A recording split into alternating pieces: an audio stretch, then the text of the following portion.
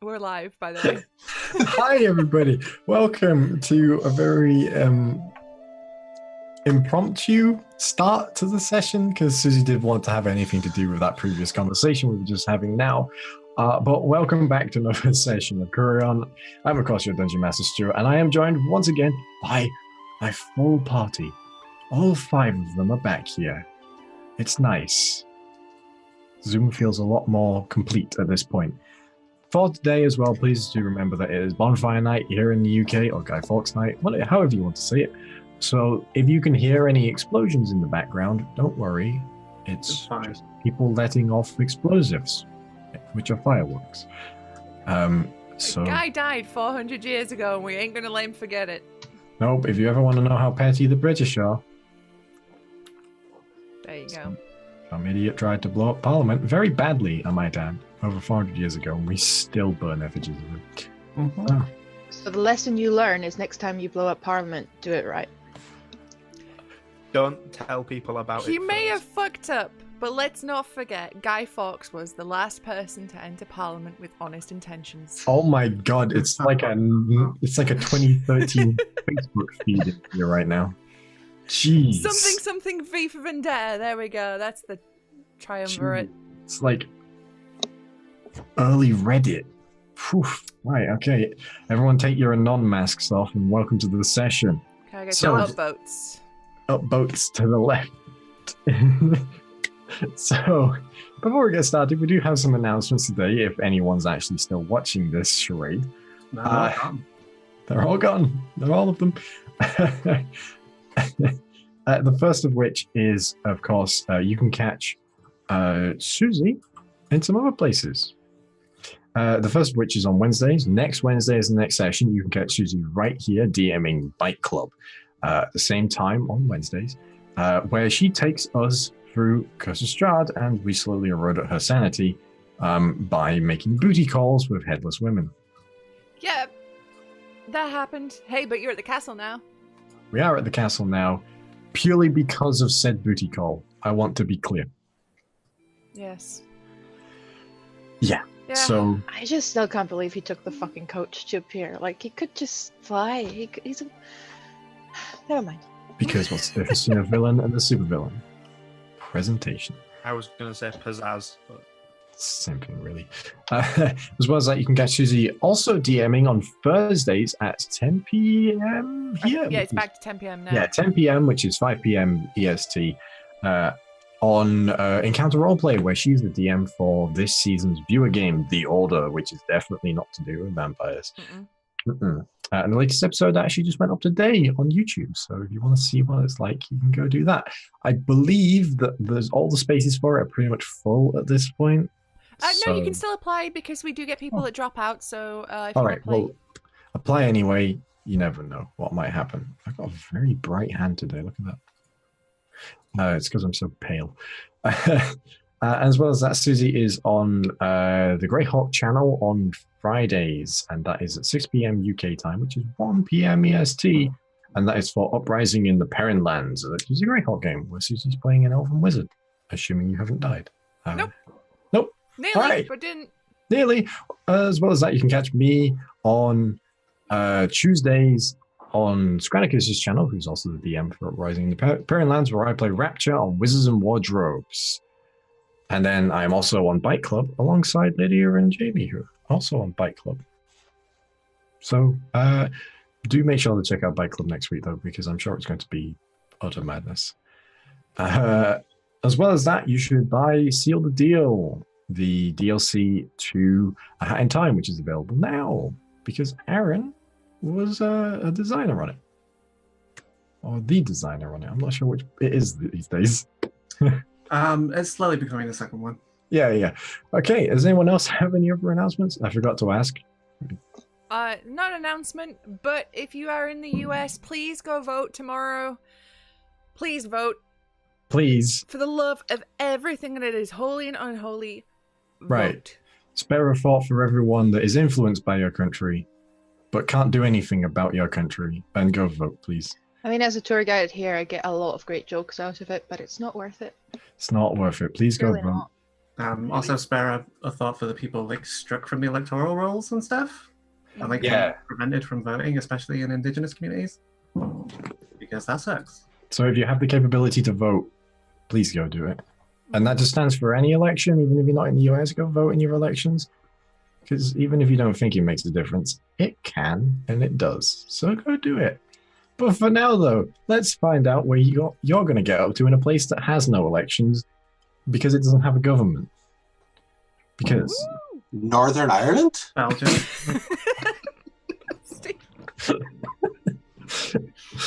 Oh, it's going to be one of those days, eh? Okay. Well, it's not Northern Ireland, but we'll get to it, whatever it is, in a moment. For now, let's talk about what happened last session. As you were finally reunited with your fallen companion, Namari, the ritual was a success, or the endeavor you undertook to reclaim her soul was a success, and you found yourselves back in her company, not for want of a few scars along the way, and you made your way back out of the Glorantha after coming to terms with exactly what had transpired over the past 2.5 weeks since Namari had touched the crystal in Broken Ilzan. And you found your way back to Galmore after spending a short time in Ronan's hometown of Pinevale. And in Galmore, you rested up. You spent some time tying up some loose ends that you'd had for a long time, reading novels. Finally got to go see Sudshar, where you all promptly vomited, and spoke to Anfelf Izakar, who, the apostate, who was asking where you went next, where you were going next, to which you said Rivermeet. I'll remind everyone that she was very nice to us, and some of us were very rude to her. Some people still keep calling her a hag. Look. Which I think is very unfair. When she turns around, lures us all into a gingerbread house and eats us all, then I'll have the last laugh. Also, if I mean, she's on you the run and people are describing her as a hag, then she's doing a good job because no one thinks it'll be her at the end of the day. As Look. the dangerous frontline fighter, I'm pretty sure you'll be the one that she kills first, so you will not have any of the laughs. Look, Susie, I really don't appreciate you spoiling further plot lines. If you have any speculation about what's happening, keep it to yourselves. Yeah, well, as we left you last, you had just passed under the Gate of Kings. Gate of Kings? Sounds correct. Yeah, it was big and fancy until he hadn't seen it before because there was guards everywhere. Yes, you just passed through the gate into the central heartlands of Calrim. You were no longer in the frontiers. Now, you were within Calrim itself. And we begin today, a couple of days after that, unless there's anything you'd like to do in the meantime. No? You're about a day's ride from Rivermeet Free, the famous free city that sits at the center of Calrim. When in the distance, along the side of the road, is a series of wagons. Covered wagons, some of them larger than others, and some are high-sided wagons as well. But there's a large collection of horses there of all different types. And there's no real sense of unity to it all. It's all very scattershot in terms of the way things look. And it's kind of far away from you now to exactly see what it is about them. But there is a large number of them. Maybe about 12 wagons. And they're off the side of the road, you said? Yeah, they're off the side of the road. They're sort of like in like a haphazard semicircle. At the side of the road, as in like they've pulled off the road, or like far off the side of the road? Oh no, they've pulled just off the road. They're not like in the the fields, like on the side of the road. So we can get a better look at them without leaving the road. Yeah, the equivalent of like ye olde lay-by, or like ye olde hard shoulder. Yeah. It's just truckers that have stopped for a sleep. It is, yeah. What time of day is it? Just You're probably about mid-morning at this point. You'll reach Rivermeet by nightfall if you keep going at this rate. Do they look distressed or anything? No. From this distance, it's hard to make out anything beyond shapes of people. Well, I suppose we'll see when we get closer then, unless anyone feels No. particularly smart. It's not the orcs this time. No, this looks a lot less orcish than the previous lot. This This looks- isn't like that spooky circus where that creepy guy gave us that reading last time, is it? Burn that fucking circus down. As you get close, you find yourself right on the money. Ah, shit! As you read on the side of one of the wagons, painted in gold, the wondrous world of Grandmaster Gavirius's traveling troupe of rapturous revelations. We got attacked by something after that circus did its disappearing act, right? Yep. What was that thing again? And that was as we were getting into a city as well. It's a theme. It was a hydra. This one. It was a hydra. Okay, yeah, that was a fucking tough fight. Well, my notes here says super creepy Fey vibe for these fuckers do not trust. So I trust past Susie. I mean, don't. my character notes for Tilly anyway says that she doesn't like circuses or other performing artists. As a performing artist, I like the circus. Plus, we never really went to it till we went around and attempted to rob them. Yeah, there's a reason for that. But, ooh. The spooky guy, as my notes say, spooky guy, tarot cards, white porcelain mask, said fate is forged. So I want to follow up on that. The gun's MO now. Anytime anybody says fate, they are important. Or forged, to be honest. Simpleman, both. you know. So as you get closer, a very well-dressed man with a long coat with purple swirls across it and gold trims around the cuffs and a very large top hat seems to appear at the edge of the road with a bright smile on his face as he goes, "Oh, well, hello. Oh, it's so nice to see all of you again. What a coincidence that we happen to find you once more, though I do suppose this is the largest roadway in all of the land, so it does make sense. How are you all doing?" Staring daggers at these people, they know what they did. Great. Nice to see you again, but to be honest, I don't really believe in coincidences. Oh, really? Mm. Oh, well. And I'm pretty sure we said we'd see each other again at some point, so, it was inevitable. Well, I wasn't sure after you all upped and disappeared after you left the tent. I thought you'd run off and not enjoyed the performance. You didn't even give any feedback. Sorry, there was a Hydra involved. It was a whole business, yeah. A hydra? Wait. Before even that, there was a spooky guy with the tarot cards. Was that you? No, sorry, we don't have anyone like that in our employ. And hydras aren't even native to Kureon. Wait, that wasn't you? I just thought that was whole, aesthetic and, cool mystery. No, we don't do card reading here. It's not really our... We're more thespians and mummers than showboaters, So what was your performance last time, just to refresh my memory? We put on a play for you. What play was that again? Sorry, I've seen a few since. It didn't have a name at the time. It was the ones with, the dancers, the dancing with death. Okay, no, so that was actually real. And very well done. I did have notes. I'd have to find the notes, but I did have notes. Oh, thank you. Yes, of course. Sorry, and he sort of regains his composure for a moment. So you're saying you didn't run off? No, we thought you all disappeared, which was really strange because an entire circus and stage and so on just poofing out of the way. It was very unusual. But I was impressed. I just thought you were very good at, I mean, we were left by the night of that day, but we spent quite a bit of time packing off. If you were there, we would have seen you. Can I insight check that? Sure. It's 20 and then it became a 2. Oh, Yeah. 5. Uh, I barely remember him. he's kind of hard to read. You know, he's typical like showmanship.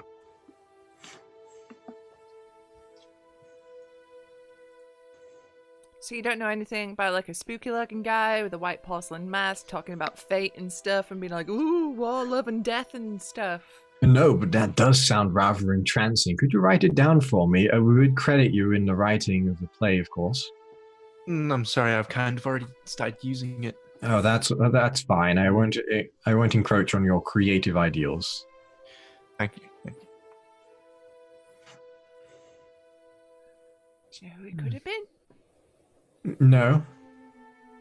See, I don't know. It's just a bit theatrical. I don't know if you've got like theatre ghosts that are known for that kind of shit, or you know, like. A theatre ghost. That's another very good idea. Could I steal that one? Ah, Tristan's got it. Really, I was going to call it Phantom of the Mummer. It's a bit derivative. Derivative of what? I've seen a play like that before. Oh, have you? What was it called? Ghost of the Playhouse. Oh, right. I see. Oh. It's actually a classic dwarven tale. It's someone who's so stubborn after being murdered in a theatre that tried to avenge themselves. Oh, I see. Right. Is that similar to Spectre in the Clam, or is that different?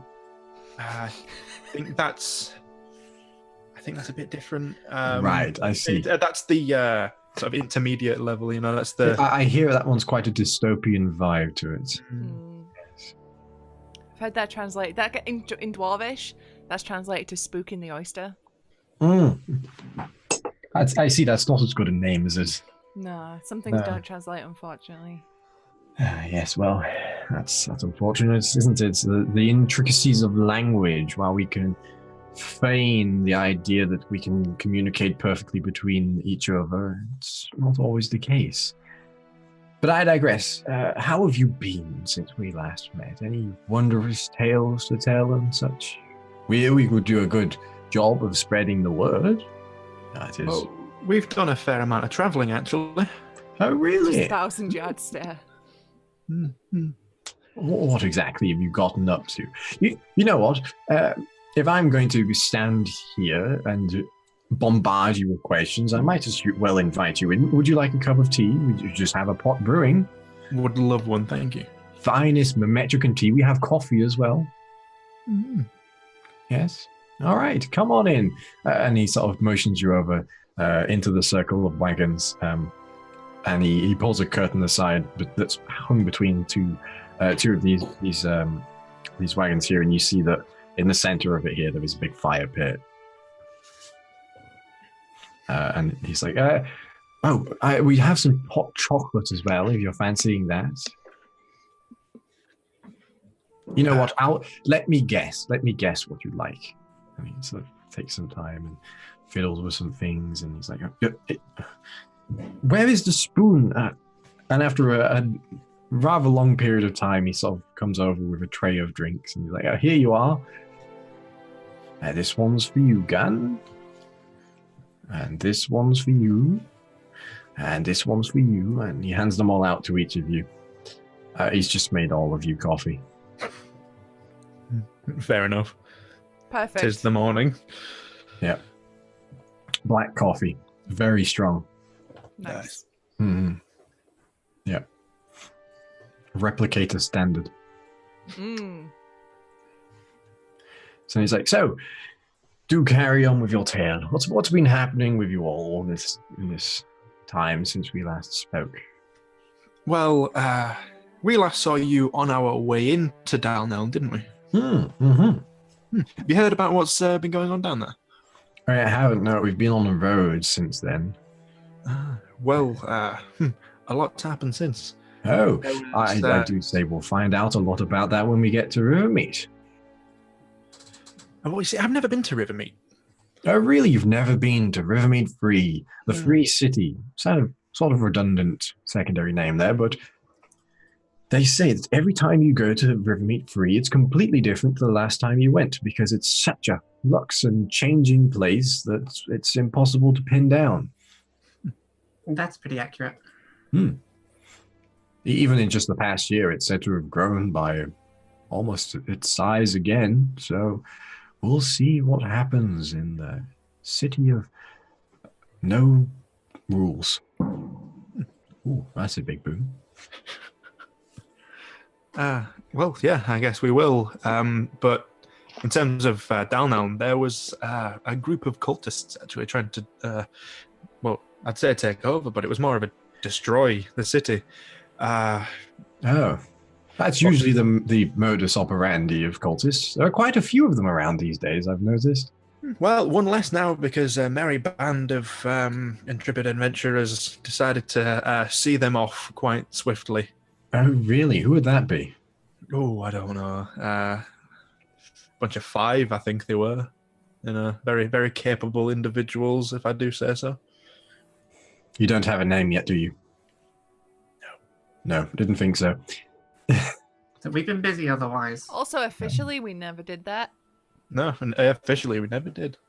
Oh, so you run into the bureau then, I take it. Oh, yeah, they love us. They love everyone, don't worry. It's okay, they don't know. Well, they don't know my name anyway. I don't think they care, to be quite honest. Oh, fair enough. I thought I was clever. Never mind. So you're in the show business. Good at naming things. You got any ideas for us? We're a bit of a loss in the minute. I mean, we have one, but it's not too professional. And it kind of oversells on certain points. Yeah, I just say it perhaps maybe misrepresents what we're about. Oh, I don't know. It generally names are sort of what your big quest is or what you feel about yourselves. I mean, one of my favorite heroic bands from history was just called The Story, which was quite a wondrous name. Yes. You may have heard of them or you may not have, depending on how good the Bureau has been at doing their job. But I don't know, the name... I don't think I can really give you an idea for a name. It's got to be something you come up with yourselves. But I know you'll do it. Just think about your deeds you've done and what you mean to do. You know, you could be the friendship of the ankle bracelet. No? Not so good? No, maybe you need to finish your coffee first. Perhaps, yes. Wake up a bit, yeah. Yes. How about the buddies of the nipple piercing?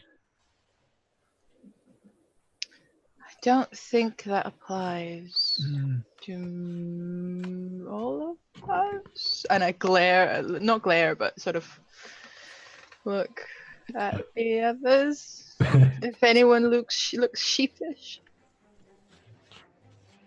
I imagine we all got a little bit fucking confused that you're Yeah, everybody's a bit like glaring around at people. Mars is leering at everyone. And Mari's just like someone very interested in everybody's chests. Like, Why is the Mari looking around for approval? Approval is the wrong word. Oh, I appear to have touched a note here. Let's move swiftly on, shall we? If it was a cold day, maybe you'd find out. That's confirmed. Namari will remember that. Tristan has nipple piercings. In the notes. And don't forget he wears makeup. Never confirmed. Neither of them.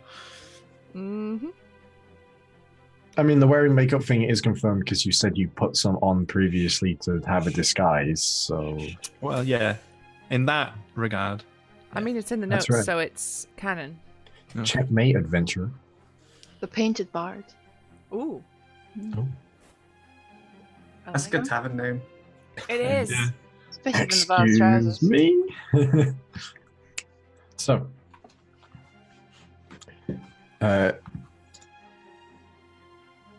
So what happened after you were in Downhill then? And you so dashingly took out these cultists? It's yeah. A lot of things.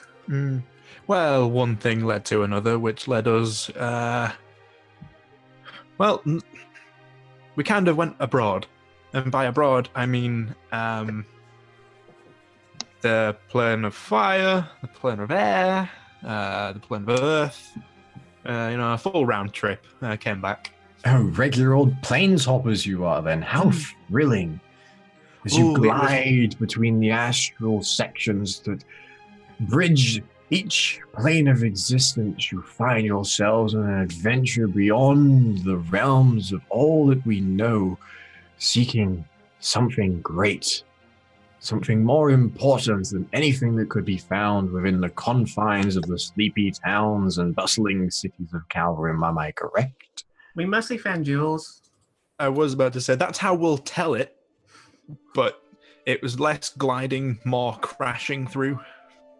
Well, bards are always there to embellish things and make them sound better than they actually were, We don't hear about how Haraphenius ran through the Minotaur's stomach, and you don't hear the fact that he actually got his intestine gored out and died a slow and painful death over the course of several months after it happened in the tale.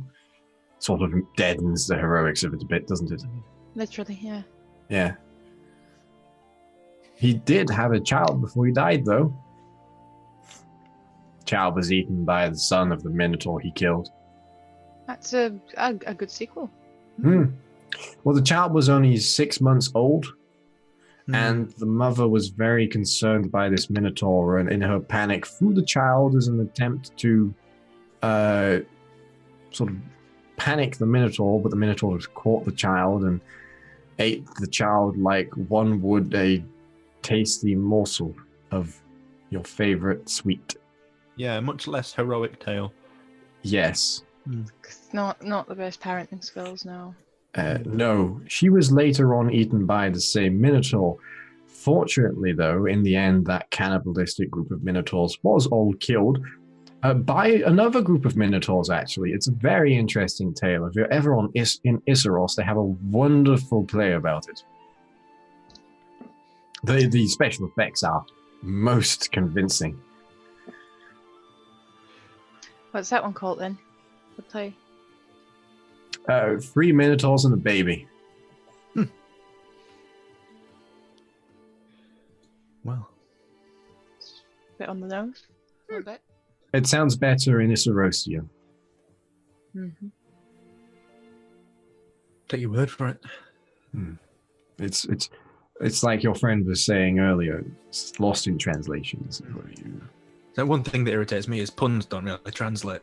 No, and neither do language-based jokes. That's why I say you should always watch plays in the original language, even if you don't understand the meaning of it. Oh God, the ringmasters of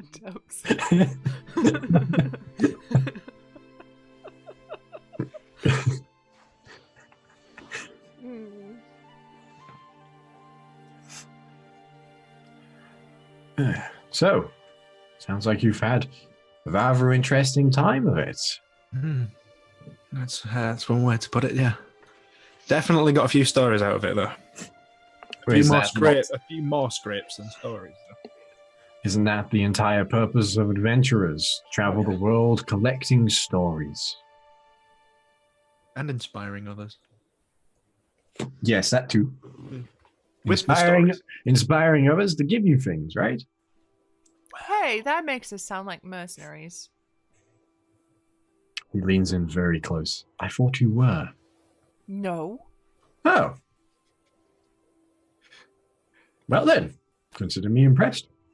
We don't have a set fee, is what she's saying. Justin, fuck, dude. You're all about fucking public image and you're like, yeah, actually, we're mercenaries. Shut up. Fuck. I was taking the piss. Yeah, well, I'll fucking take your teeth. That would ruin my smile. Please don't do that. Think on. Give your head a shake. Wind your neck in, lad. So, does the Pennines have a fight? It's the same side of the Pennines, just geographically not. You bugger. Oh, got him. Oof. I'm hurting from that one. Zing. Mm. Anyway. So how have you been anyway while we've been here, there, and everywhere? Oh, same old, putting on plays and presentations for thousands of adoring fans who cheer our names night after night, getting paid absolutely nothing for it.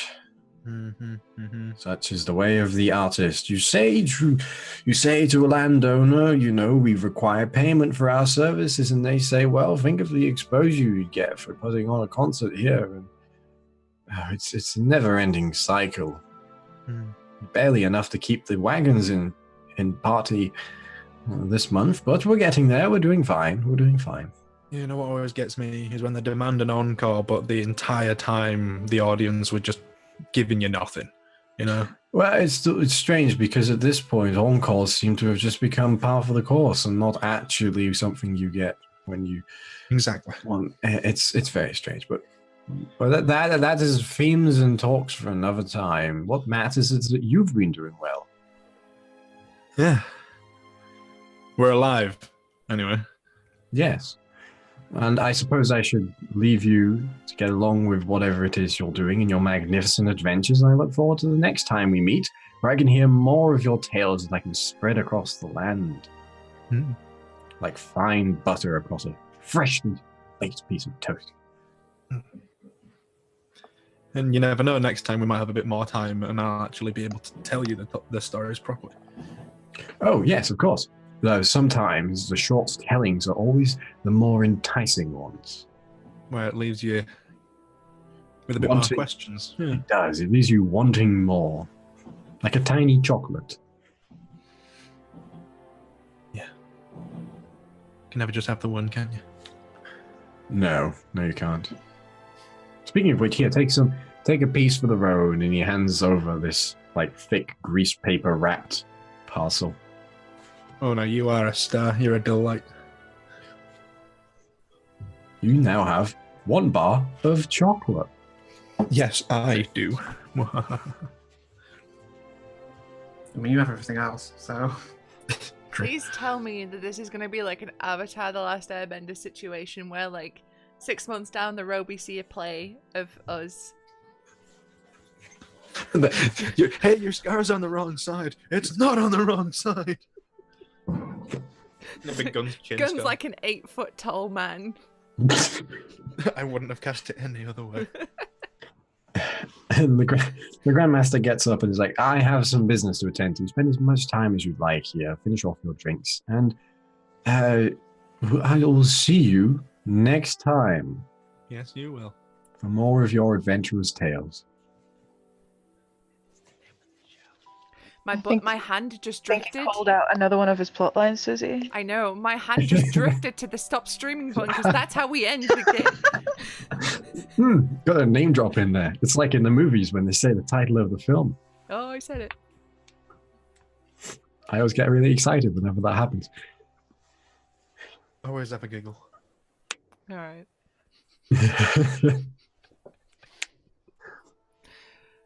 Focusing is difficult today, apparently. It's bonfire night. After he's walked off, Tilly stops staring at Rivermeet off in the distance and stands up immediately. What? Where are you going? I mean, we want to get there, right? Yes, please. Oh, all right then. I suppose. Are we not stopping? Just gonna go straight there? I mean, I don't want to see the play again. I mean, I'm not sticking around long enough for a second Hydra. No, this is true. I mean, we're much stronger than what we were, though. I mean, we could take that. Like, it's been at least a week. I haven't killed anything. It has been over a week. Since... As soon as you say that, an extra step away. Yeah. Gun says that, everyone goes... Yeah. That's how most people live, Gun. Just say it's usually more than just a week. Weird. All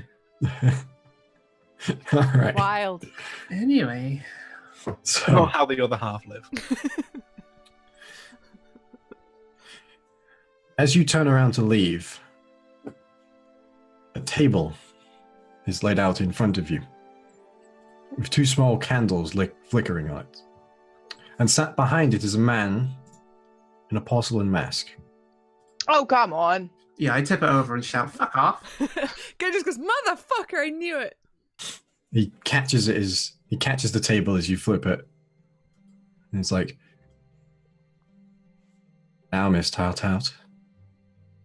that's most unbecoming of you. Where's the Hydra? There is no Hydra. Probably Hydra. To see you all again. Are you with them or not with them? Because he said no, and if you're just tagging along, that's creepy. Get your own show. Very good question, Amari. Am I gonna get an answer? You know better than that. No, I really don't. Well, in that case, then you will not be getting an answer. Was that not technically an answer, though? You catch me up once again, Tristan. How have you been? You weirdo. I mean, I enjoy you. I enjoy you. These guys, there's nothing but criticism, but like the theatrics, I really appreciate. When I say it, it's a compliment. Yeah, it takes one to know one. It comes from a place of love. Yeah. I don't know how to. Like, Stuart doesn't know how to respond to that. Welcome to my world, motherfucker. Every other Wednesday. Right here on twitch.tv/DesignAgrace for Bike Club. That definitely catches Tilly off guard, at least. I think she laughs. Yeah, I think Gunny, even despite herself, would laugh. She's trying to be like the big I am, you know, she started like... Is the ringmaster, grandmaster, the top hat guy, is he still around? No. Where did he go? They've all I ran disappeared. after him. Are the None of the wagons- wagons are gone. None of the wagons are there. Motherfucker. What time of day is it? Nighttime. Oh, Weird. I sit down next. Like if they've sat down, I'll get closer to the table because it's inevitable at this point. So, you've learnt a lot about my lady since the last time we met. Yes, but jog our memories, please. Oh, that's not my place, and you know that. Jamie, get your notes. The other book. Filtered by female. Wow. If only.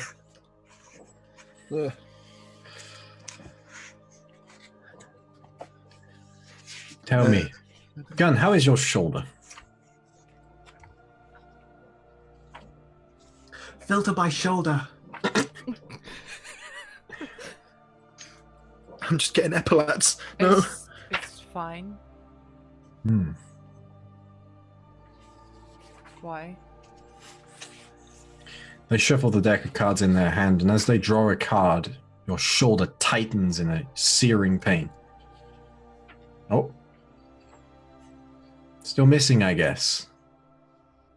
What? The card goes back into the deck. No, hang on. What?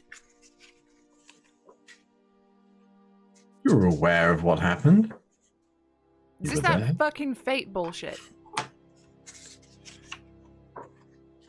And now the pieces begin to come together. So yeah, so alright. Now. And like going to this point, it's like thumping the table. Last time you were here, you did your whole card trick. We're all very impressed. What was that thing about fate being forged? Exactly what I meant. So I could just go forge some new fate? Patch up the fate I lost? Isn't that a bit racist, like dwarves and forge and all that? No. Funnily enough, forging things isn't just restricted to dwarves. But I digress. I was right in what I said. Fate is forged. You learnt as much in the plane of air. You were told exactly that. Mm. Then why do you ask the question? Because I don't know if it's just metaphorical bullshit or if it's something actually I can do. That line gets blurrier every day. Can you sew, Faye? Or crochet? Yes. Oh, weave. Weave. I heard that before. Yes. Knit sometimes. Basket weave fate has happened at least once. Knit one, pearl two, myself a fate jumper. Is that what you're talking about? What the fuck are we... Like, speak plainly, please. Because I am losing my temper with fucking similes and metaphors and shit all over the place. So much a woman can take. You disappoint me, Gun. And here I had thought you'd begun to understand the nature of fate.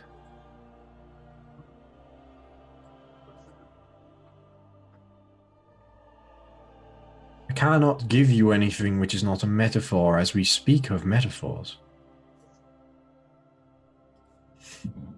Are you not one who prides themselves on the foundation of metaphors?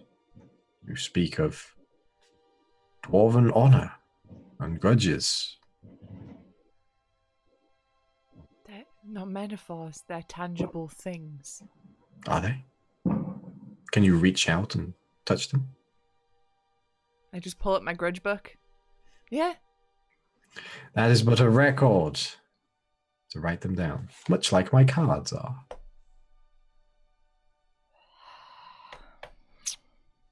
Alright, whatever.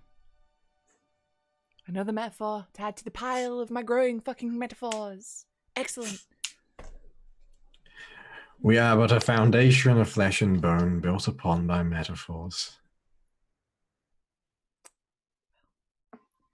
Let's just add another one then, shall we? I think Tilly is back to looking at Rivermeet off in the distance.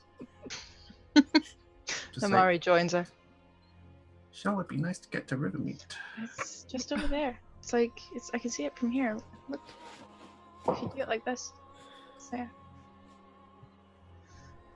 Tell me, last time I spoke with you, I revealed some cards. You revealed a big ass Hydra.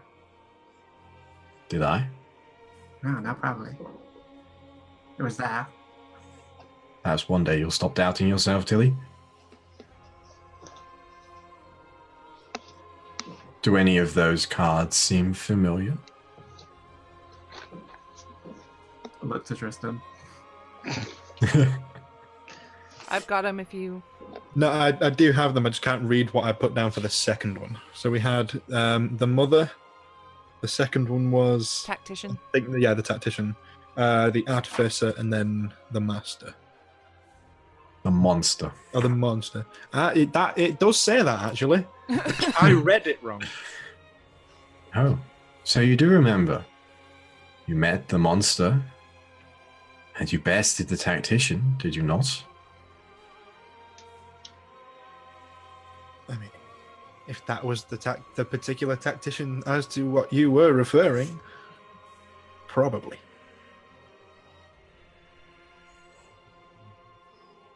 I don't know. Was it the tactician I was referring to? Well, there was someone who was tactically minded. Think again of what you say, Tristan. Think again.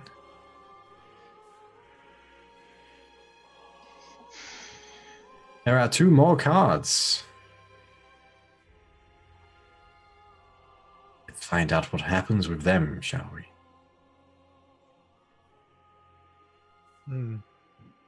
For now, though, a simple trick.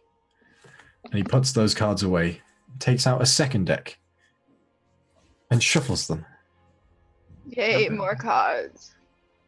and puts the hand out with the deck on them. You will feel the effects of this deck straight away. Oh, good. If you choose to draw a card, many things could happen. Oh shit, yeah, straight away. I know this is. Fuck it, do it. You're pulling a card. I am pulling a card. All right. I would like you. Easiest way to do this is just to.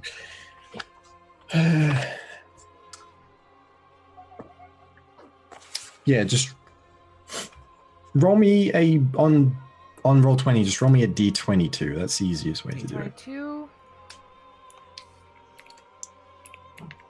This could be the greatest thing. 1. You got a 1. Yeah. I'm not gonna look at the book. I'm not gonna look at the book.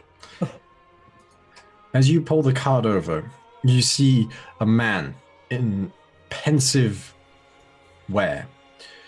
He appears to be some sort of advisor. And underneath it says, the Vizier.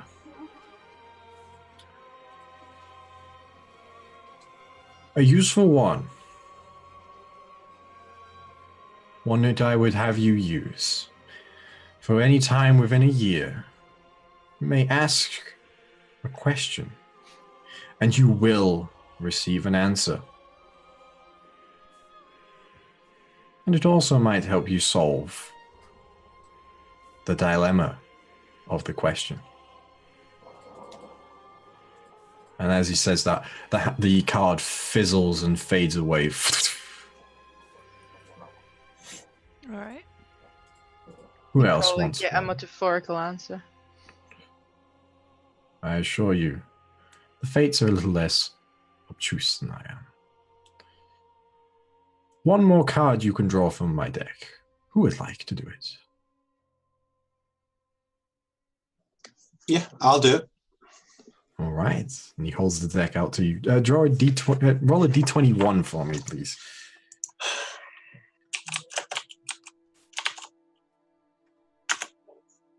12.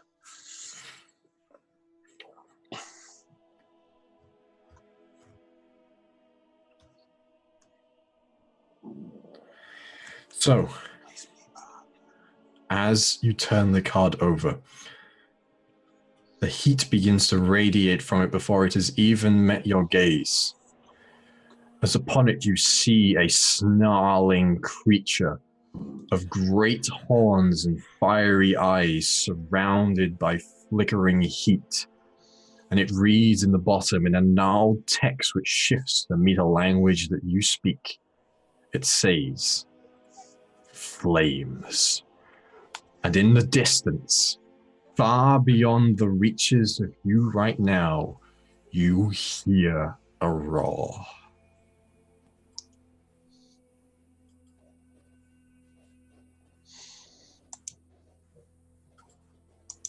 And the Keep card this off. bursts into flames and vanishes from your grip.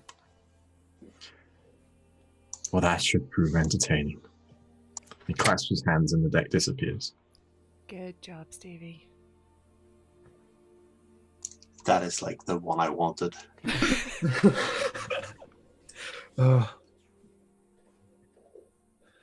He clasps his hands again and he vanishes. God damn it, we forgot to ask his name again. You think you'd give it us? Well, I mean, at least something to call him by other than weird. No. Mask. Not a single straight answer. This is Might have a stage name. Tucked in the satchel, the strap of the satchel, the bag of holding, Tristan, is a card. a masked one. I look at it. It has a picture of a white porcelain mask on it. And it simply says, the lady in waiting. Do we know even who is all like, oh, my lady, you've been finding out about it, have we? We found out all our things. The lady in waiting sounds familiar, but I don't know if it's just a general familiarity with. Bit tired of all these ladies waiting, silver, flying around. Pick a name. Right, well, that's added to the research pile. It'll make for some reading whilst we, building our pub. This is true. And of course, it remains dark. Where's our horses and cart? It's just off where you left it. Right, so they're still there? Yes. Okay. Ronan, make a wisdom saving throw, please. Sure. Let me Well, see that what my wrong. wisdom save is. Well, that wrong happened, by the way. Did we all hear that, or was it just a Ronan thing? Yeah, that's a good Oh, point. you all heard that. Right. Oh, Hydra. Hey, we should get out of here before whatever Ronan stirred up turns up. 21 wisdom save. You feel a tingle down your spine. Some nice little ASMR tingles. Well, if we get to Rivermeet 3 before whatever thing was roaring turns up, and make it like, oh no, there's a thing out there. It's not our fault. It's just out there. Like, maybe someone else will deal with it. Yeah, but then we'll have to pay him. No. Like if someone else in the town just deals with it and just like, oh man, thank you, you're great, you are, and just keep walking. So basically, what you're saying is we should just race ahead of it and let it rampage into the city, so that they're obligated to kill it, whatever it is. Or hire us to do it. And we could not let whatever it is just, pile over a ton of like townspeople. I mean, that's a very good. That's a good point, Tilly. Yeah, and it's a bit morally, less fucked than the D&D version of a fireman setting fire, so we can put them out. Ronan, make a wisdom saving throw. At least I know it's +5 now. 18.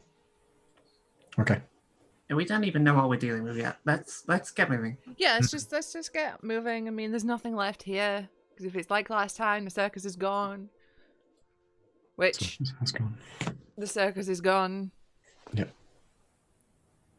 Yeah, I'll go ahead. We need to stop stopping for circuses. I put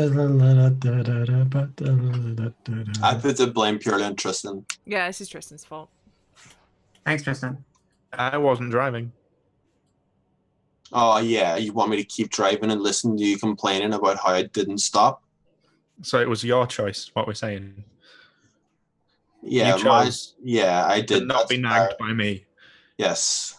Well, I choose not to put an arrow in you after you nagged for so long, so I think that's fair. I've used my veto already. Someone would have to use theirs then.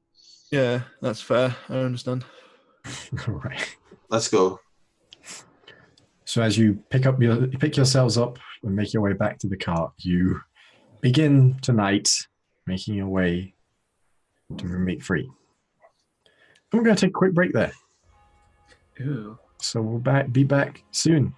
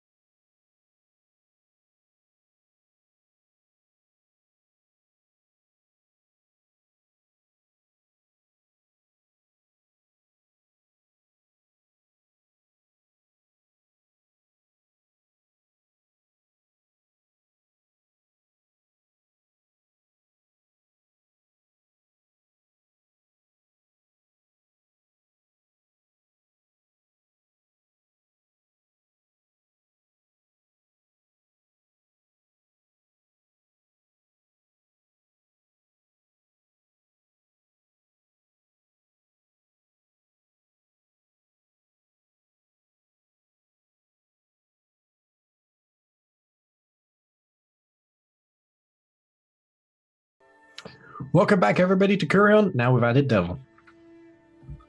50% more devil. 50% more devil. There we go. Remember what happened with the last devil you fought? Do we need a jingle for that? Yeah, We'll work on you can pay off your devil with only payments of $19.99 new from JML. Don't you mean 666? Mm. No, that's the number of the beast. Anyway, Anyway, So welcome back, everybody. And are you traveling through the night? That's the first question to ask. Are you just keeping going, or are you? how long had we been traveling before the swapperoo? It was mid-morning when you. So you'd only been traveling a couple of hours. Yeah, let's keep going. We can get a couple hours. Yeah. So you just The arrived. horses have had a rest as well because they're Yeah, the horses just like slept. Idled, Yeah. T-posed the entire day. They didn't get hit by any random birds falling out the sky that kills them or anything like that. So, as you arrive in Rivermeet, or at least as you arrive in Rivermeet Valley, morning is just breaking over the eastern sky in front of you.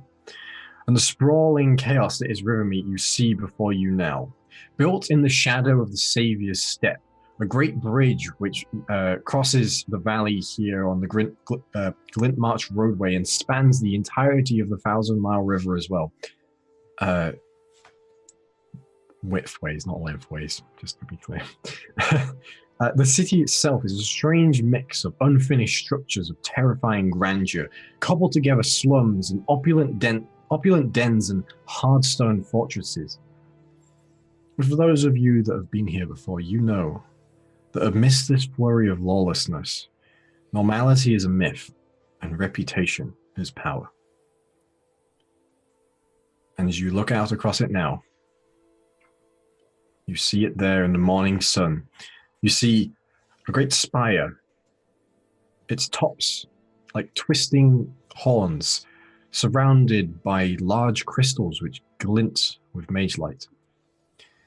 You see an unfinished temple, its half-built bronze dome shines in the morning light as if beckoning you in. You see a large half-figure statue holding a bowl.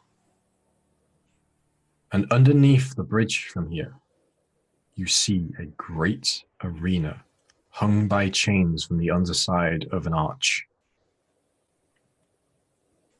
as well as many other myriad strange and wondrous things. As you make your way into the free city.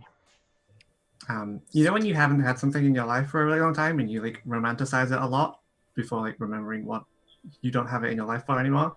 I think Tilly's doing that with Rivermeet a lot.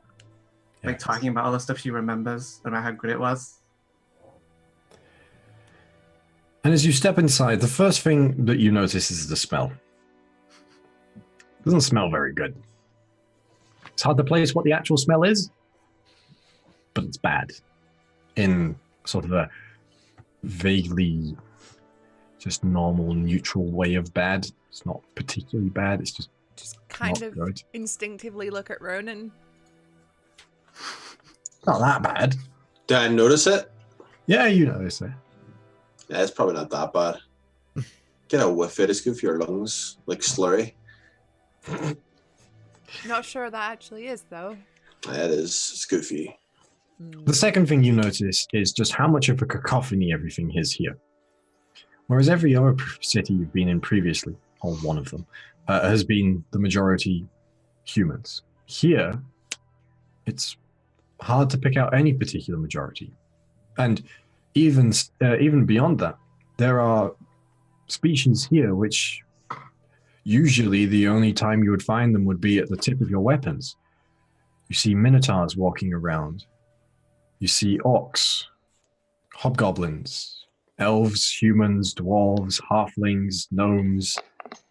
You see a half-dragon who steps by, their large frame and sinewy muscles flexing under the strain of their alchemically made body. It is a bright flash of culture here, of various different kinds. The architecture reflects it. Buildings next to each other look like they're built centuries apart at different continents from each other as you step through the town here. And it just seems like a jumble, like every place you've remembered in your past and in your future has all tumbled together in front of you at once and has been reassembled by a small child playing with bricks.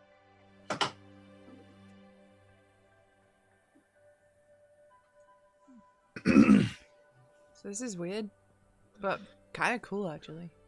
Yeah, welcome to Rivermeet. So can anybody just come here and just get a place, do a thing? It's for free means, isn't it? I mean, we just walked in, so if I was in a let anyone in. Yeah, there's no walls or anything as you walk in. No guards. So what stops like some really strong guy and his crew rolling into town and just taking everything? Every other probably strong crew that would probably try and do the same, I imagine. Yep. No walls. Just about. I think it's the whole mutually assured destruction thing. If someone starts, everyone starts. It's just strange. Is this your way of saying don't start anything? I mean, if that's how you'd like to take it, then there's probably a lesson in that. I don't know. No, but Namari, there's like a coliseum here. There's an arena. She's already starting shit. No, that's It was inevitable. It was inevitable. Win money and shit. That's sanctioned. I'm not gonna go to a pub and just punch somebody because they look at me funny. That's appreciated. Maybe right now, but go in the arena, smash some faces. We get the money. We get the glory. Come on. Plus, there's like some nice parts. I think. I love that. I think. I mean, it's been a few years. Not everybody walking past you looks particularly evil looking. There are people that look plenty good. There's people. Wow. Well, we do kind of have a direction to go in. First of all, find the dusty key. That's true. The one that the apostate. Yeah, the one that we were talking about with Fin.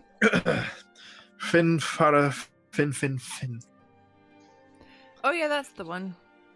Fin. A lot easier to remember Dusty Key. So yeah, I mean, if the Dusty Key's still open, it's a good start. Yeah. And if not, there's plenty of other inns here. Big enough place? Yeah. Where do we start? Not a clue. Have a wander, see if we spot it. If not, ask around. I have no idea.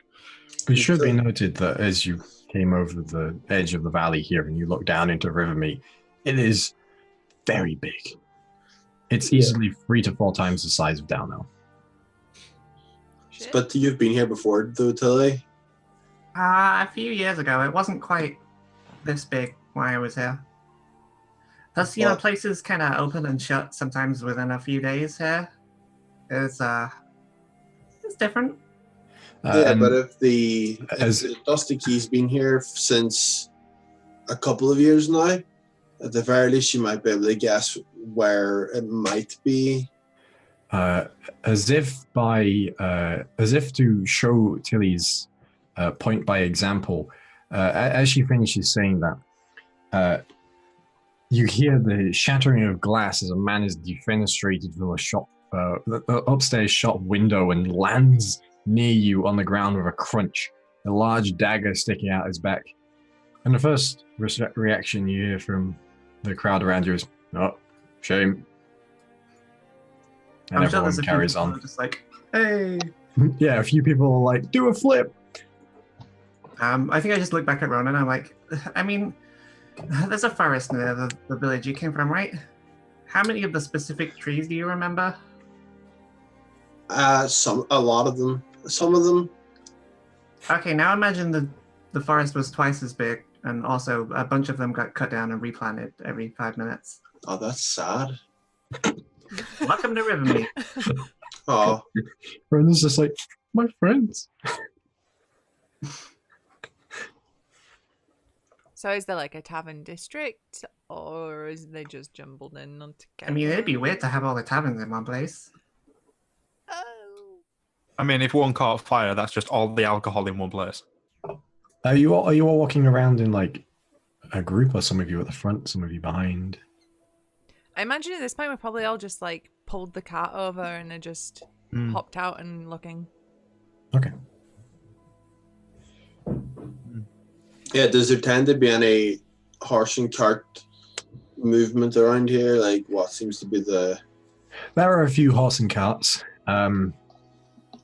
There's a centaur walks past. There's 4 people walk past holding a horse up above them. Mm-hmm. And then there's 2 people dressed like a horse pulling a cart, and on the cart is someone dressed like a queen. Don't look at them.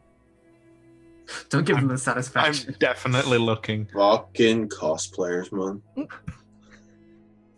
I didn't consent to be part of that scene. Okay, this well, is- as long as we're not the rude people. Yeah, I mean, we were told the whole reputation, have a good one. At the very least, I'll try to. So, Yeah, but what's a good reputation here? Well, that ain't one I've got, so we should let Tristan talk. Look, I don't give a damn about my bad reputation. You can get out. You haven't been here before. Right there, wrong there, Roycey. I'm a Jamie facepalm. Give me a stream key and leave. that was good. That was pretty good. Proud of myself. If it's not something you don't want to go into, that's cool. But why is your reputation not the best around here? I mean, I've talked about this, right, Tristan? I spent a lot of time just kind of going from place to place. And I didn't care too much about who I pissed off. Yeah, but maybe they got thrown out windows too. I mean, that is possible. If not, we might throw them out windows. The man who got thrown out a window is now naked and's being carried off by a group of people going, "Meat for the stew, meat for the stew." So what we know is don't pass out at the very least. Don't get thrown out a window. Yeah, I mean, they probably died, but also don't pass out because something similar might happen. Yeah. Also, keep an eye on your purses all the time. Should we institute a buddy system? Yeah, that's probably smart. Just try not to go anywhere by yourself. Just be smart. Don't look like a tourist. What does Taurus look like here? Tristan, what's your passive perception? Do you want to know? Because it's a 21. When you ask her what does a tourist look like, Tilly just kind of looks away. What are you carrying on your person, Tristan? On my person, well, most of it's in the bag of holding. Okay. So I feel like I'm traveling light. My money's in the on me. Not a right lot. It's mostly just the bag. Okay. And the armor. Probably the clasps obviously there, but Yeah. Well, that's falls into the armor. The rest of you're not sure when, but Tristan, the feather in Tristan's hat's missing.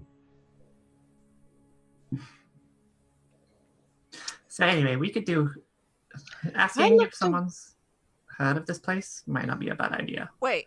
Gun? Mm. I looked away for 1 second and I'm not telling him. There's a sausage there instead now. Oh, dibs. Like a long, like a salami sausage. You men are so brazen about but you know. Measure lip sync. I say absolutely fucking nothing. No, that I've noticed. You're too short. You can't see that. But I sort of like the second I see the sausage, I just like elbow Namari. Like, Ah! Oh God. mm-hmm. My God. I mean, oh God, what a beautiful city. Oh. So That's not bad. You two nice. all right? What? Are you two all right? yeah. We're just looking at stuff. Architecture. A man wanders over to you, Tristan, and is like, "Mayhaps, good sir, could I interest you in a feather? I'm a feather salesman, you see, and I am intending to sell you a feather right now." That's a Is fucking it great my pitch. feather? Is it my feather? It is your feather. I'd take him up on the offer, Tristan. That would go lovely with your outfit. In fact, I wonder why you haven't had a feather in your hat before. See, carrying meats in your hatband is an interesting choice. I thought it was just your custom, but I didn't know that. I'd take the hat off, have a look at the damage that's been done. Not only is there a sausage in there, there's a full thing of grapes. Grapes. I eat a grape. Make a constitution saving throw. From the grapes. Even the grapes. It's not the best. It's maybe a 16. That's not bad. Yeah, there's nothing wrong with these grapes. They're just quite sour. That's the best kind of grape. It is. No. No. The sweet ones are the best ones. Correct. Sir, that's a lovely feather. I don't suppose. I made it myself. I don't doubt that. You do look like the kind of guy that can lay an egg. What? Well, that's how you make feathers. No, carved it myself.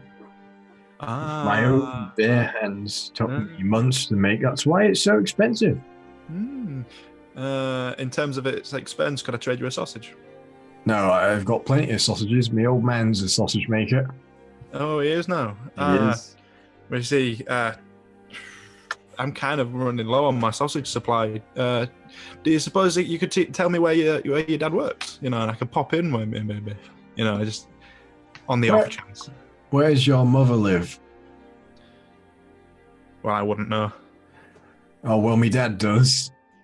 If you find him, you'll find out. Oh, you're a delight, aren't you? Oh, I am. That's what they call me. You got fucking boomed.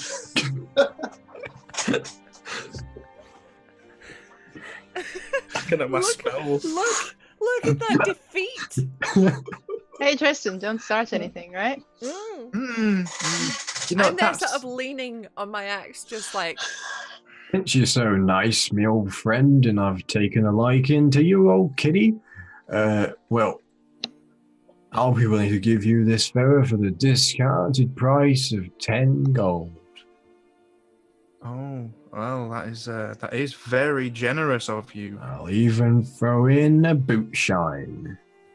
Oh, that's fine. I prestidigitate my boots. Yeah. Prestidigitate what? No, I wasn't saying that I would. I do.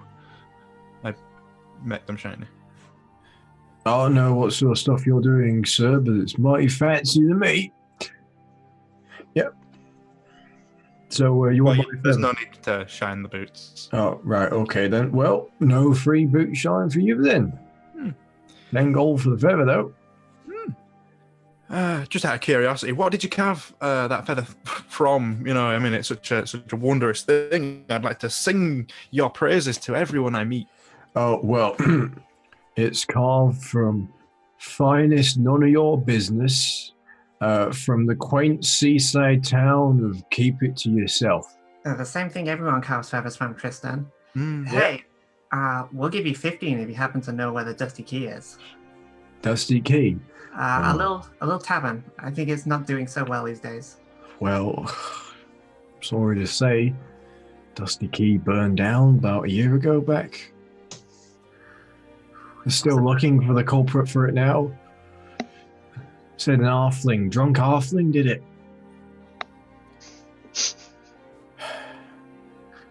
Old Finn, everyone loved him. Nicest sprite I've ever met. Oh, when his shit. inn burnt down, he couldn't take it anymore, and his little heart just gave out. Well, give the man his gold, Tristan. Can I insight check that? Sure. Just because he doesn't seem like the most honest man. He's a very honest man. He's just trying to make a living. 21. Out here Yeah, common he's- feathers every day. Yeah, he's telling the truth in Yeah. this instance. Yeah. It seems, you know. There's that trustworthy swagger to his voice. Just out of curiosity, before I try this, I'd like to know if it's something that I'd know about being able to do. Could I take a handful of copper, but minor illusion it to look like gold Ooh. without him realizing? Not without him realizing, though, because you're a spellcaster. Unless you're a sorcerer, you have to make your big motions. To do it. You have to be like, by the light of the moon, make this copper gold.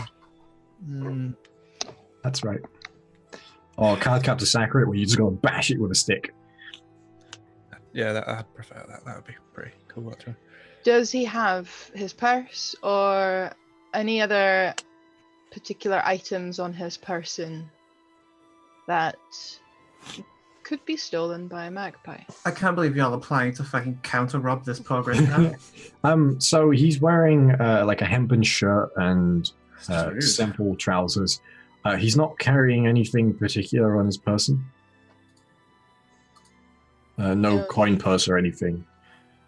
Even his belt is just a small, like, cord of string. Great. Does anybody else have any counter spells we can play before this grift resolves? No. I just, Tap black, and 1 and play murder? Well, this is the amount of gold we usually just fucking hand people for the tiniest bit of Yeah. information. Oh, Just yeah. give the man. tie his shoelace. I mean, I forget that I have this spell sometimes. I'd like to cast Charm Person. Oh, Okay. God. I forget that I have it. What's the saving throw? Wisdom. He knows you've done it after you've done it. Yeah! I want it back without paying for it. It's mine. What's your DC? Got some sausages and some grapes. Is your DC affected when your proficiency bonus goes up? Yeah. Mhm. Yes. Oh, 17 then. Oh, yeah, he fails. As you cast your magic, say, hey, whoa. It was a really good trick. I mean, like, you had me fooled for like the longest time, but it's, you know, it's run its course now, so could I just have it back, please? Well, since you're being so nice to me, here you go. Have it back. I mean, you can have the sausage back. That was No, that was you funny. keep the sausage. It's fine. Do you want the grapes? Maybe? No, keep the grapes too. They look nice in your hat. Thanks. Yeah. You know, I will keep them in there, but the sausage I'll move just because I don't want any, like, I don't know. It'll start smelling eventually. At least the grapes don't smell. What? Anyway, thank you, though. Thanks so much. It's all right. You know, you should do that again, but to someone else. I might do that again to someone else. Yeah, it's a good idea, is that?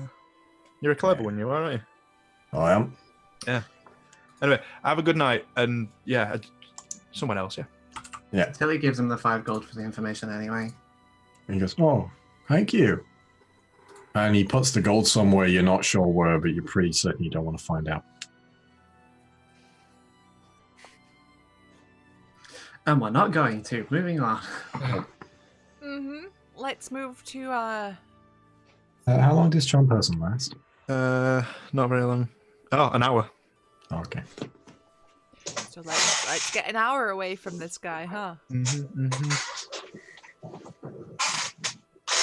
Probably not very far into the city. You know, I was looking forward to coming here, and then no one respects the hat. I mean, why would they? I mean, it's a very fancy hat to be wearing around Rivermeet. And as you continue walking in, it's not long before maybe a mid-teenager's young girl comes up, specifically to Euro, and it's like, excuse me, sir. To me? Yeah. Yeah, what? Is your name Ronan? Yeah. Ronan the Black Feathered Arrow. No. I don't know Slayer what of that all is. things, giants and otherwise. Conqueror of Calraz Hawker and Saviour of Downelm. Kill stealer extraordinaire. That is correct. Wait a fucking minute. That means you're Gunhild Fireblade, Yes. destroyer of cultists, ender of lives, that rage from the mountains. I like that. Yeah. Crowner of friends. Once. I didn't know that one. Yeah, It she did that to me happened once. once. It was It was amazing. so Best good. day of my life. She loved it. Oh, it's actually you. Yeah. And I have your autographs. How did you hear about us?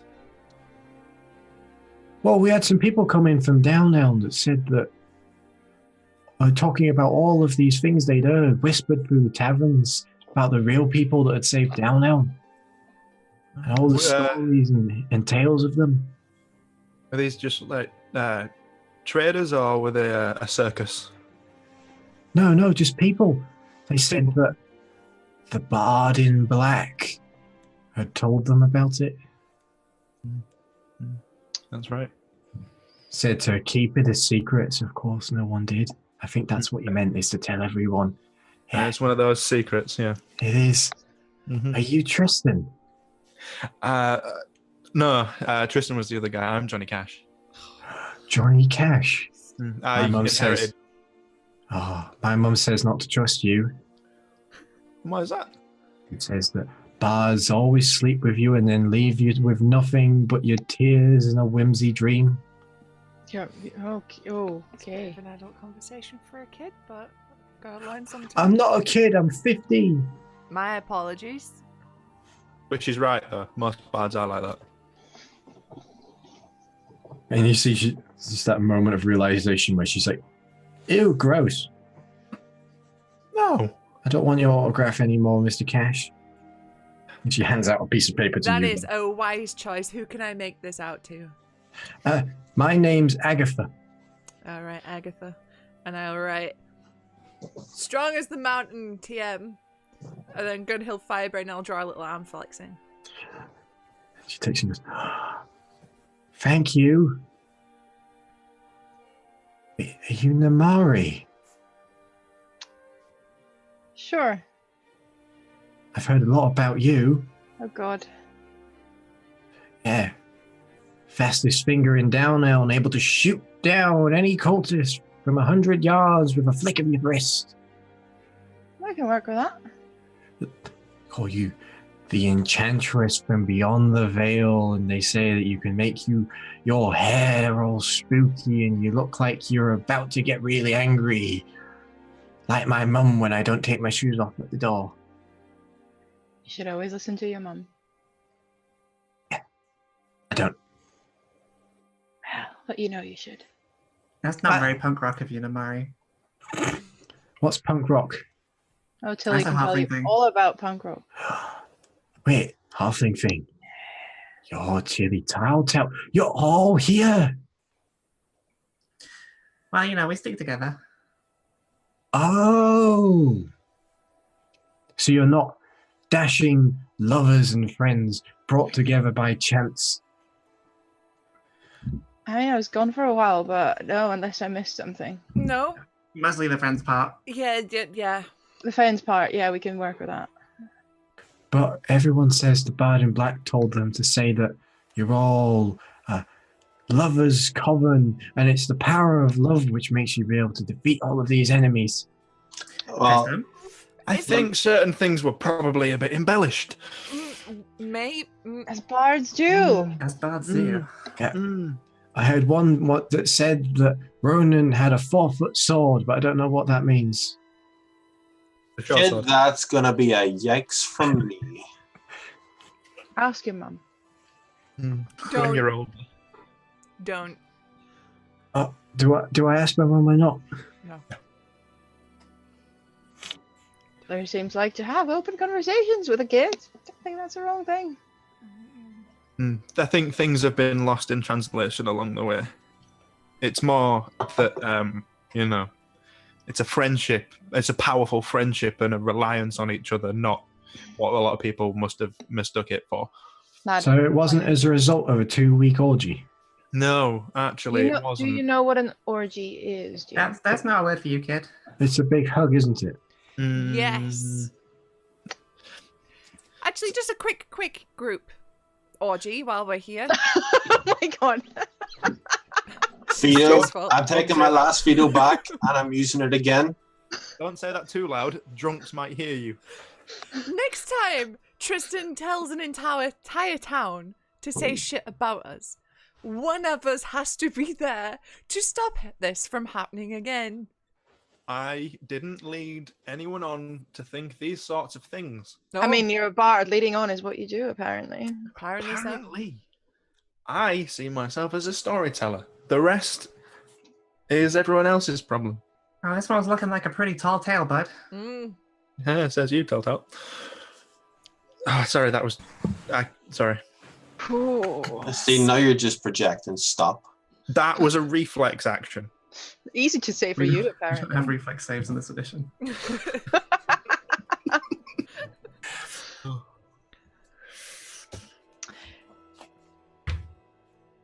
Oh, Oh, is my... yep, your camera's frozen. Oh, Oh, wait. you're back.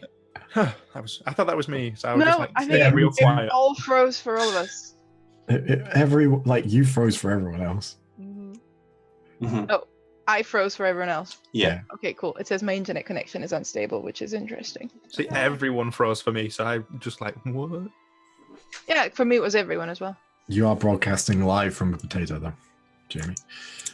Before you came along. It's less potatoey now. The internet's So- the bit. Agatha, Yes. what do you do? Do you help out with your mum? No, I don't help out with my mum. No. So you're in school? What's a school? Answered that question. You got a She's not job? been in Rivermeet long. Do I have a job? Mm. No. So what do you do then? She's a kid, gun. She's 15! Has a kid. When I was 15, I was in the forges. I'd made like 50 hammers by then. When you were 15, you were equivalent of an adult, of a human 4-year-old. Yeah. Might be lying, you don't know. You don't know. A goo. Clang.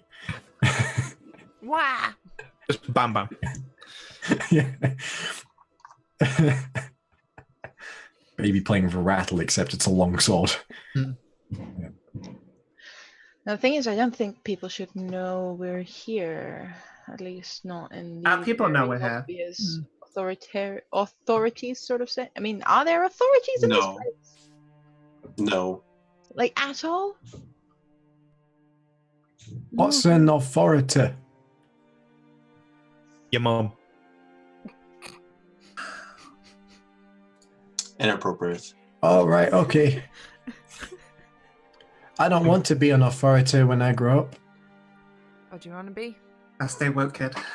I want to be an adventurer. No, you don't. Yeah, I do. No, you don't. It sounds better than- glamorous, right? You know, you roll into town, you save everybody, but here's the reality, right? Day to day, I have to smell Ronan's socks. I have to see Tristan's face in the morning. I died. Ish.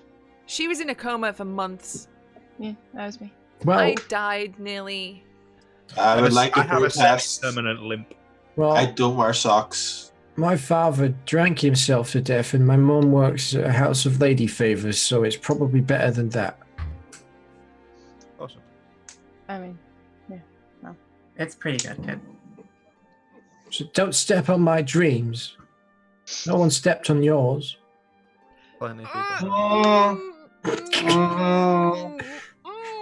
I just put a hand on the shoulder and be like, nah. listen, kid, in the end, you do what you do. You'll live with the consequences. That's a big word. I don't know what it means. You know when you put your hand somewhere, like on the stove or a candle, and it burns you? Didn't You know do when that. you know when you go into the house and you don't take your shoes off? Yeah. And your mum gets mad? Yeah. That's a consequence. Oh, she called it something different. Yeah. Not allowed sure. to say that word though. Good. I'm intrigued. Oh, don't make the child swear. I mean, I already said orgies.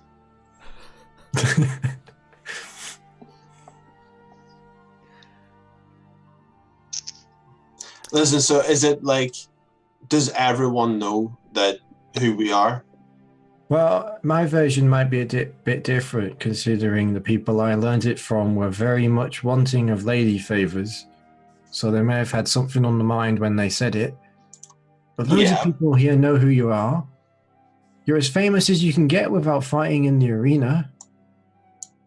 Oh well. Can you get What is that arena fighting business all about? Because I think I could just feel the radiance coming off of Gun. She sort of You said that word. puts her legs apart and puts her hands on her hips like she's an announcer and goes, "The Leviathan's apex. An arena of great proportions where would-be heroes pit themselves against each others and the greatest monsters of all of Calrim. It's really cool. I once saw a man's head get bitten off. Nice. Blood went everywhere. Even on me. I didn't wash for a week." I'm pretty sure we've seen that as well.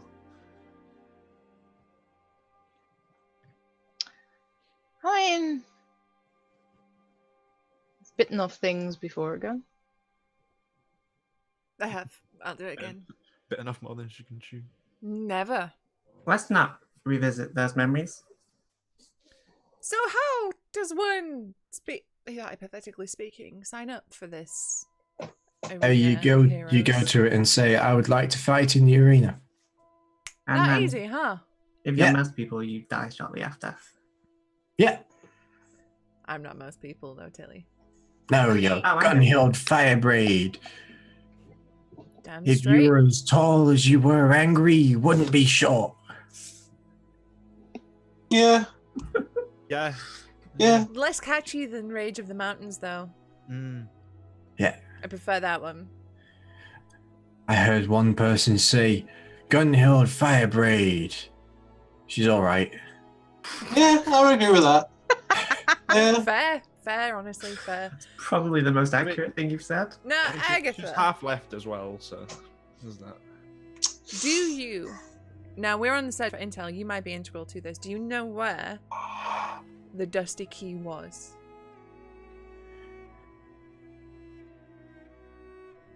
And you see tears start welling up in her eyes. She goes, "No, I'm useless. I can't help." It's okay. It's okay.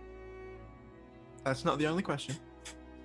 Tristan, your questions? Backup questions? Have you heard of a sprite called Finfara Fin? No. Why is she crying? Because she wants to help. Yeah, fine. You're helping. All good. I'm so useless. No. Okay. Do you No, you're know who we could speak to? About what? Where to find these things? Yeah. See, that's a huge help. Where can we find them? Sort of points down the road. There's a place over there.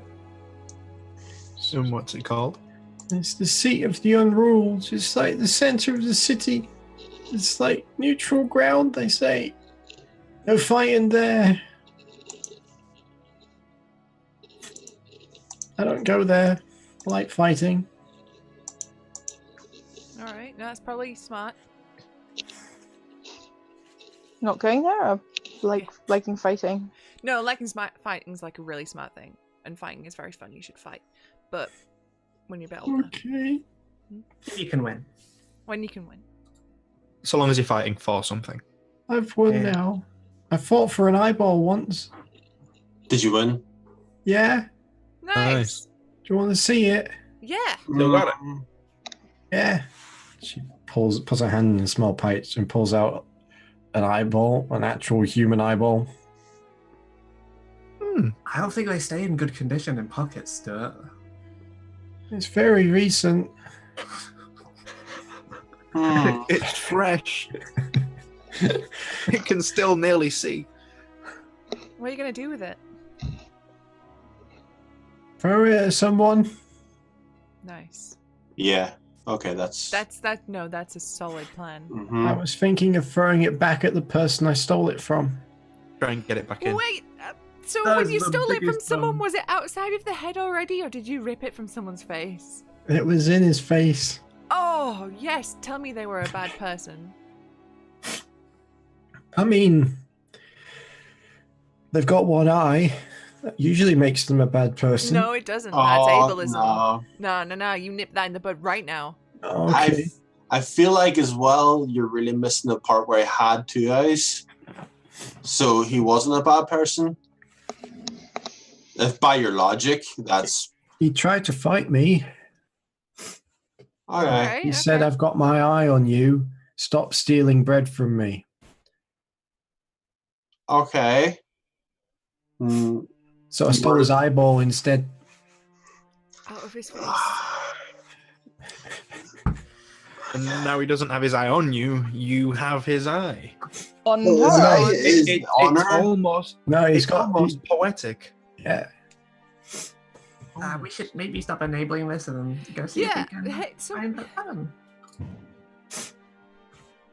yeah, it's probably. So don't go ripping out people's eyeballs. Look.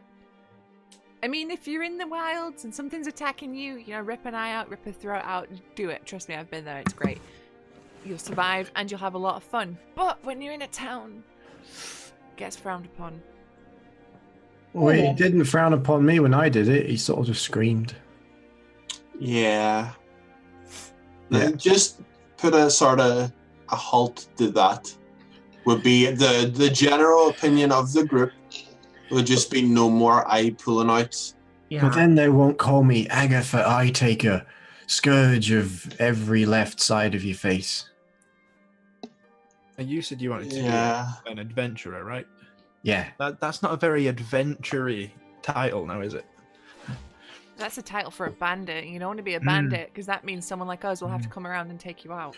I don't want to steal things from people. You stole the guy's eye!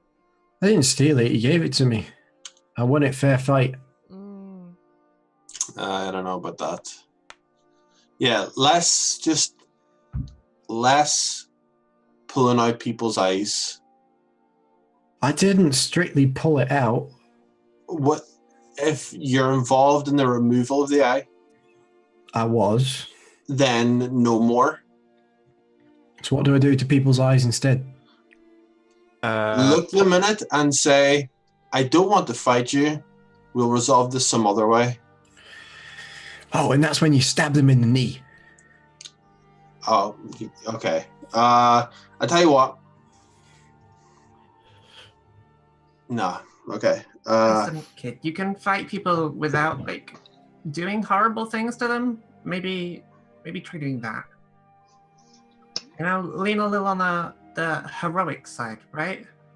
So I can heroically throw rocks at people. I turn to the others. I'm like, I ain't getting anywhere with this kid. Yeah. Okay. I think it's just a matter of what you should do is whenever gunfights in the arena, which at this point is a matter of when and not if. Okay. Stop by, see gunfight, see that you can fight without pulling out eyes or stabbing knees. Okay. And do it in a controlled way. Okay. And try and emulate that. Okay. I wouldn't tell anyone to fight like gunfights, but No, or you've literally just signed such a way that Gunn now has to fight in an arena with dirty fighters, but she has to be honourable and not. Yes. I love this. Yeah, None of this was that, said no out loud. stabbing knees, no ripping out eyes. I'm like, fuck, that's a move gone. Fuck. Shit. my favourites. So, who do you fight then if you don't fight people who look at you funny? No, like bullies. People who Look at you funny. push you around. Oh. No, not so much. No one pushes me around. I'm Agatha Poirot, Scourge of my cul-de-sac. Oh, Stuart. Oh, God damn it. Listen, kid, if no one pushes you around, you're in a good spot. You don't need to fight anyone. The most important thing is you don't become that person that pushes other ones around, right? Oops. Mm-hmm. Yeah, we figured. Yeah, so that's a good start. No more pushing people around. You stand up for those that can't stand up for themselves. So does that mean I should stab my mum's boss in the heart? Because he pushes all of the people there around. You gotta pick your battles, kid. Yeah, that's something that'll come with a bit of time and experience. Is knowing how to pick your fights. Right. So does that mean you never get hurt in your fights because you know how to pick them really well? Oh, no, You would That's the think consequence thing. that. We looked the whole way back. The consequences where I've been impaled through the chest twice. Bro, no. Yeah, no. We've had. Oh, Tristan's got barely a leg. Like, just the worst luck. It's just... It's always the same leg. Always the same. Back to Namari's coma. I was put in a mind prison where I was impaled by every weapon I own and pulled apart by chains. That was really painful. Turned to stone. Turned to stone. Consequences? Hey, don't go into dark caverns. There's a few people turned to stone here. Hey, How's that happening? how's that happening? Well, there's a really cool place. Mum says I can't go there because it's for big people. Okay. It's called a casino. It's run by someone, and they're a Medusa. And if you don't pay your debts off, she puts you to work. And then, if you don't work hard enough, she looks you in the eye and you turn to stone. Nice. Yikes. It's not a bad way to go. Yeah. Susie and I are thinking the same thing.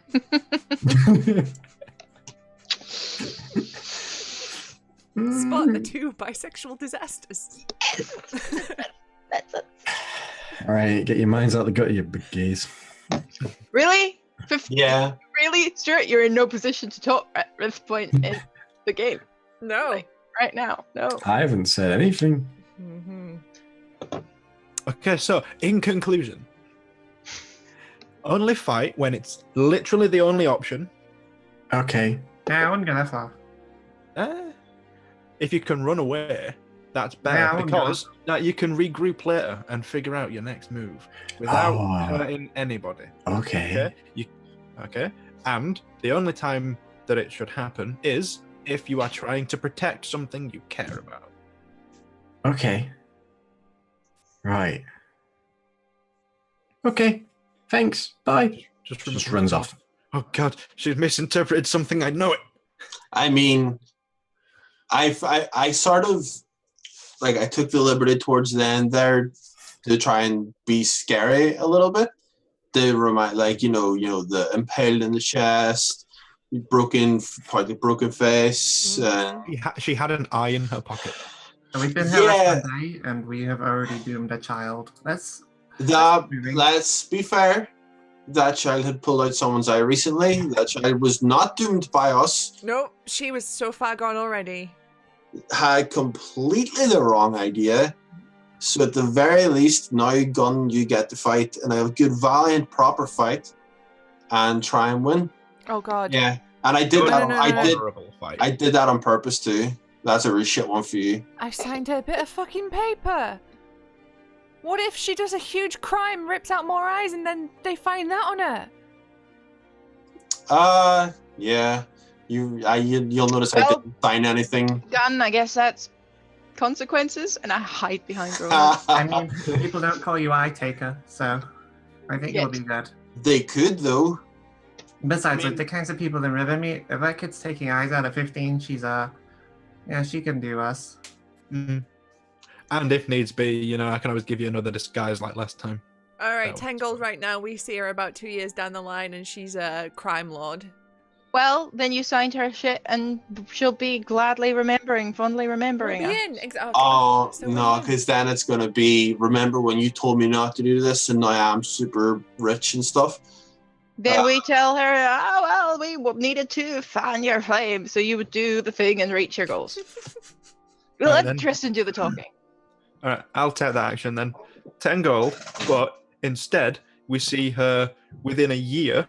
She's committed a crime that she thinks was righteous in our name. You're Deal? on. Getting real specific. Look at that cross camera shake there. Expertly done. We are nothing but professional. That's us. Anyway, so I guess we head up towards this neutral ground with Mhm. Alright. so little about. So, as you make your way through the city, you eventually come to said neutral ground. And at the very center of this sprawl, just by the river, stands the ruins of a palace. And its crumbling columns and ailing archways are basically now a neutral ground. You see there's no roof or anything now. It's just flat, like broken paved grounds.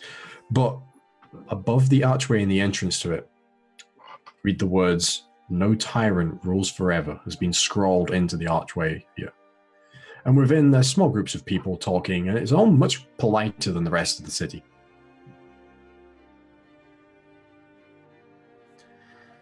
Seems like he's got a place as any. This you is wanna, nicer. You want to do the asking, Tristan? What is it we're even asking? We're still trying to find the dusty key. Yeah. Well, didn't that guy who tried to take your father and sell, didn't he say that it burned down and the guy died? Yeah, I mean, that's what they I don't said. know.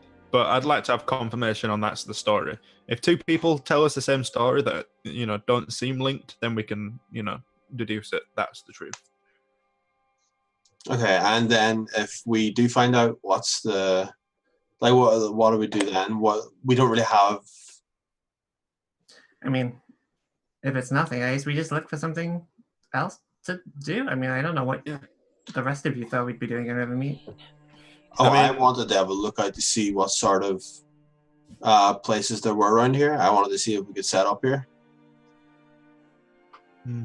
And I'm liking the part of town where people aren't pulling eyeballs out.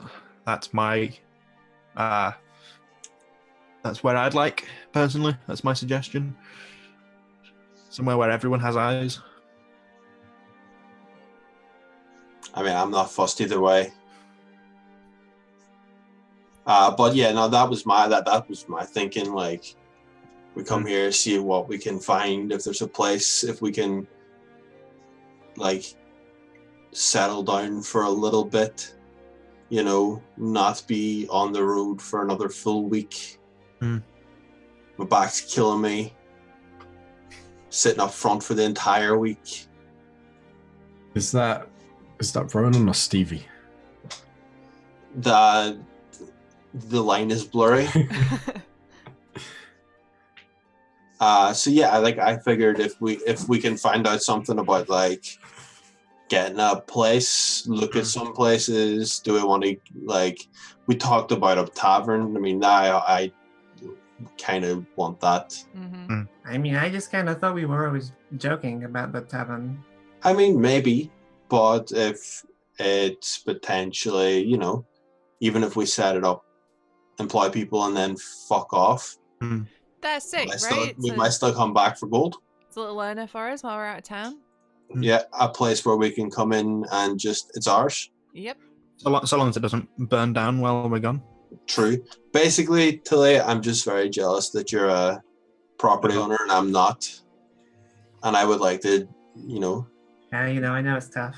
yeah. If it makes you feel any better, there's probably about 20 people living in that house now. I don't know. Did you not lock on the way out? I think you did. There wasn't locks on that house. Oh, I did. Wait, I'm pretty sure you picked them on the way in. Yeah, instead of having a key, you just picked them. Yeah. Also, yeah, no, we probably didn't lock on the way out. We did sort of dip set real quick. Well, But yeah, what with the basically, like, assassination yeah.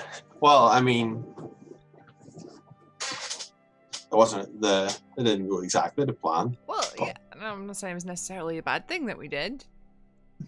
But, should we find someone before we dig this hole any deeper? Yeah.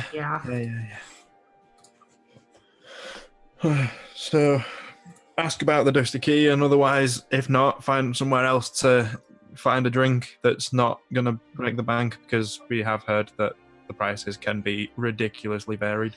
Actually, Yeah. hang on. Speaking of this whole, let's buy a tavern. Our money situation isn't great, right? We have to flog a lot of that stuff we've got. We do. So we need to do that. In terms of coin, we've got a bit, but in terms of trying not to speak too loudly, in terms of wealth, it's in other things, yes. There's plenty of places to sell things here. So that can always be a plan to do while we're here as well. It's just... What was that, Lydia, sorry? Keep an eye out for people stealing the hat off your head. Yes. I will. That was a painful memory. But yeah, let's find someone about the Dusty Key, and then we'll start figuring everything else out as we go.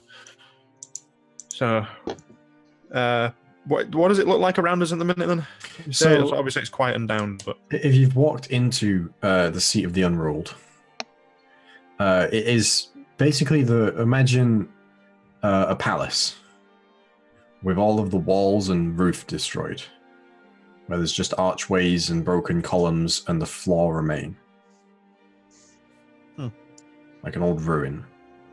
And among it are groups of people talking, much more politely than everywhere else. I would like to have a look around and see if I can find a friendly-ish looking group. There's multiple of those, but there's one that's fairly close by. I would like to approach those people. Okay, and you see, there's 3 people there, 2 women and a man, and they're all wearing like leather caps over their heads, and they're all dressed in various shades of like faint colors. And as you get close, one of them turns around as if noticing you there, and is like, "Yes." Hi, sorry to bother you. I'm looking for someone, and I wonder if you could help. We might be able to. Have you heard of the Dusty Key? You mean the old tavern that burned down about a year ago? Yeah, I've heard that. Do you know what happened to the owner?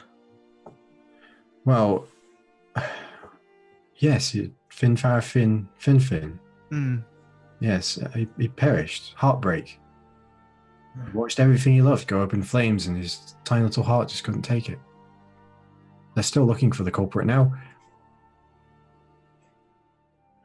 This place has no laws, but people look after each other here, and if you've got good stead like Fin did, people will vouch for you, and I'm sure once people find that halfling, they'll put her to justice in the only way a Rivermeet knows how. Well, I, for one, hope they do. Should we go back to Galmar at some point and tell? Would that be worth it? Sorry, we were sent by a friend of theirs, so it's just a bit hard to find news of the person we were looking for. You know, by a friend, then we'll have to give the details. So we just try to find out a little bit more for when we go back. DM note: you have a sending stone. Yeah. But like, this is how we get out of this conversation and make it like seem normal. So would I just go, all right, cheers, thanks, and piss off? Well, in that case, do you know anywhere around here that we can, shack up for the night? Well, it depends on the sort of thing you want, I guess. Safe or cheap? What's the price difference? A lot. All right. What safe get you? Well, a tavern with bodyguards, stone walls,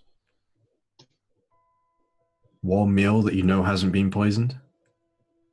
How much does that go by? Oh, you're probably looking at 15 gold a night. Collectively, or No, each. Safe will be good. Cheap, you can get copper a night. Let's go safe. Who are you, by the way? It's not anyone just wanders into the seat of the unruled. Why doesn't anyone just wander in?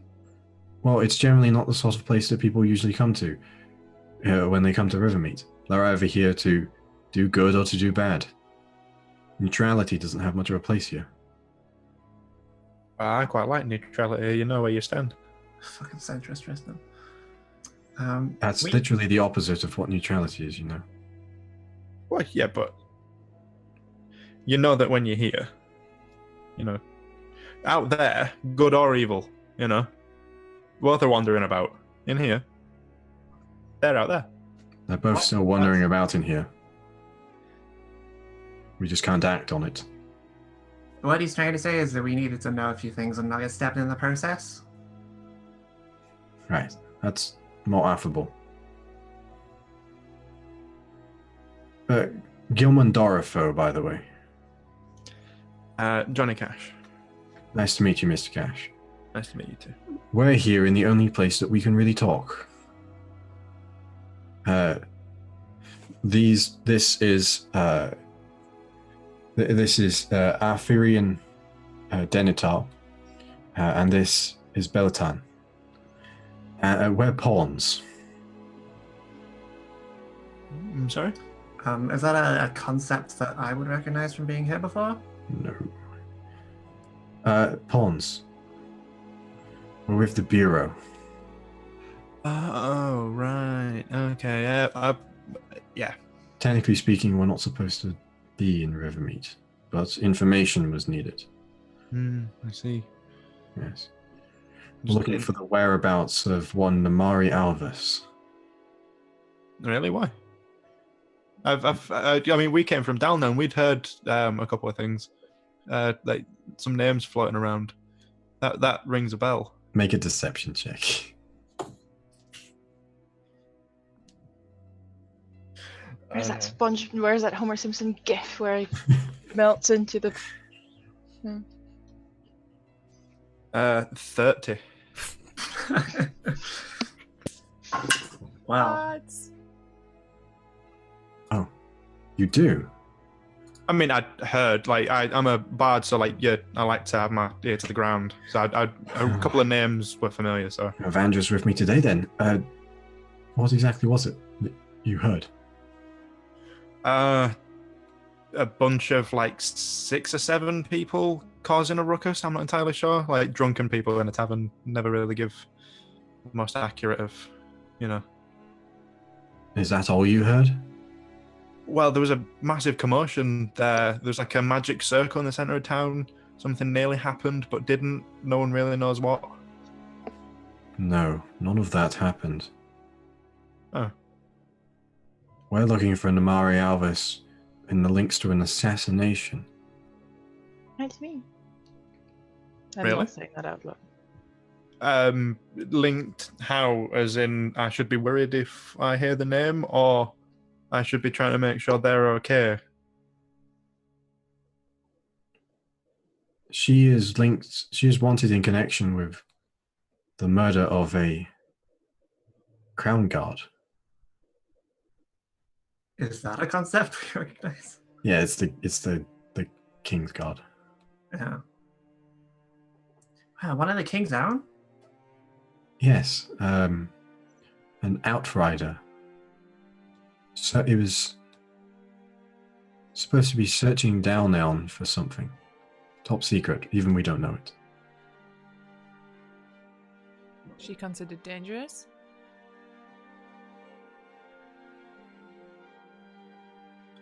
I think this conversation's gone on far too much already. Sorry, I have a tendency to bring out conversation. Sorry. If we hear anything, like, because anything to really help, where's like the best place to offload information? Because obviously probably won't see you again. Most major cities. I think you know a lot. No, I just talk a lot. There's a difference. Right here, right now, we can't ask you or do anything about that. We will be forwarding your name to the office, Mr. Cash. Okay. I mean, I don't really have an address that they can contact me by, but They won't contact you. being very cryptic. I'm just trying to help. Nice to meet you, Mr. Cash. Nice to meet you too. Well, Nothing we said free. today happened. Who are you? Good. Who said that? And remember, none of the names we used, save for Namari's, were real. And we are not looking for her. It's been a pleasure talking to you today, sir. It's been wonderful. You have a nice trip, and I hope you find an inn that suits you. Oh yeah, thank you very much. Pulls his cap on straight. Pleasure to meet you. If you're ever in Bilbon, be sure to stop by the flower shop. We'll have a bouquet for you, nice and tight. Thank you very much. It's all right. White roses, they're my favourite. White roses. Not a problem. Have a nice day, and they wander off. You too, have a nice night. It's morning. Well, it'll be night time afterward. At the end of the day. Joy.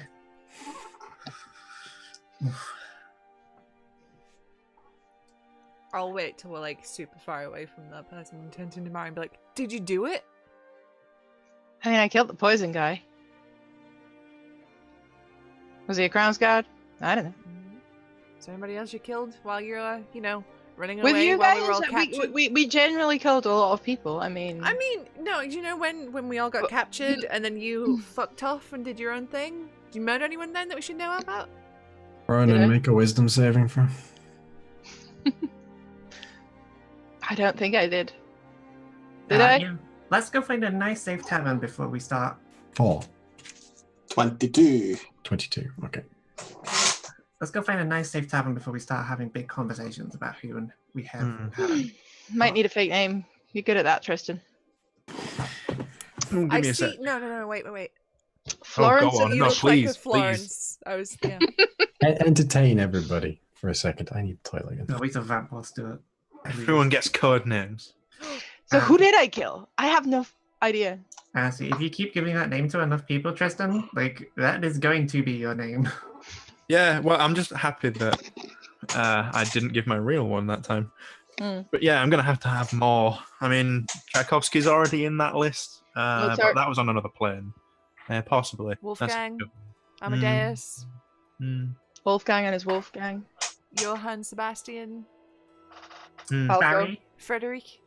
That's a good one, yeah. Bieber.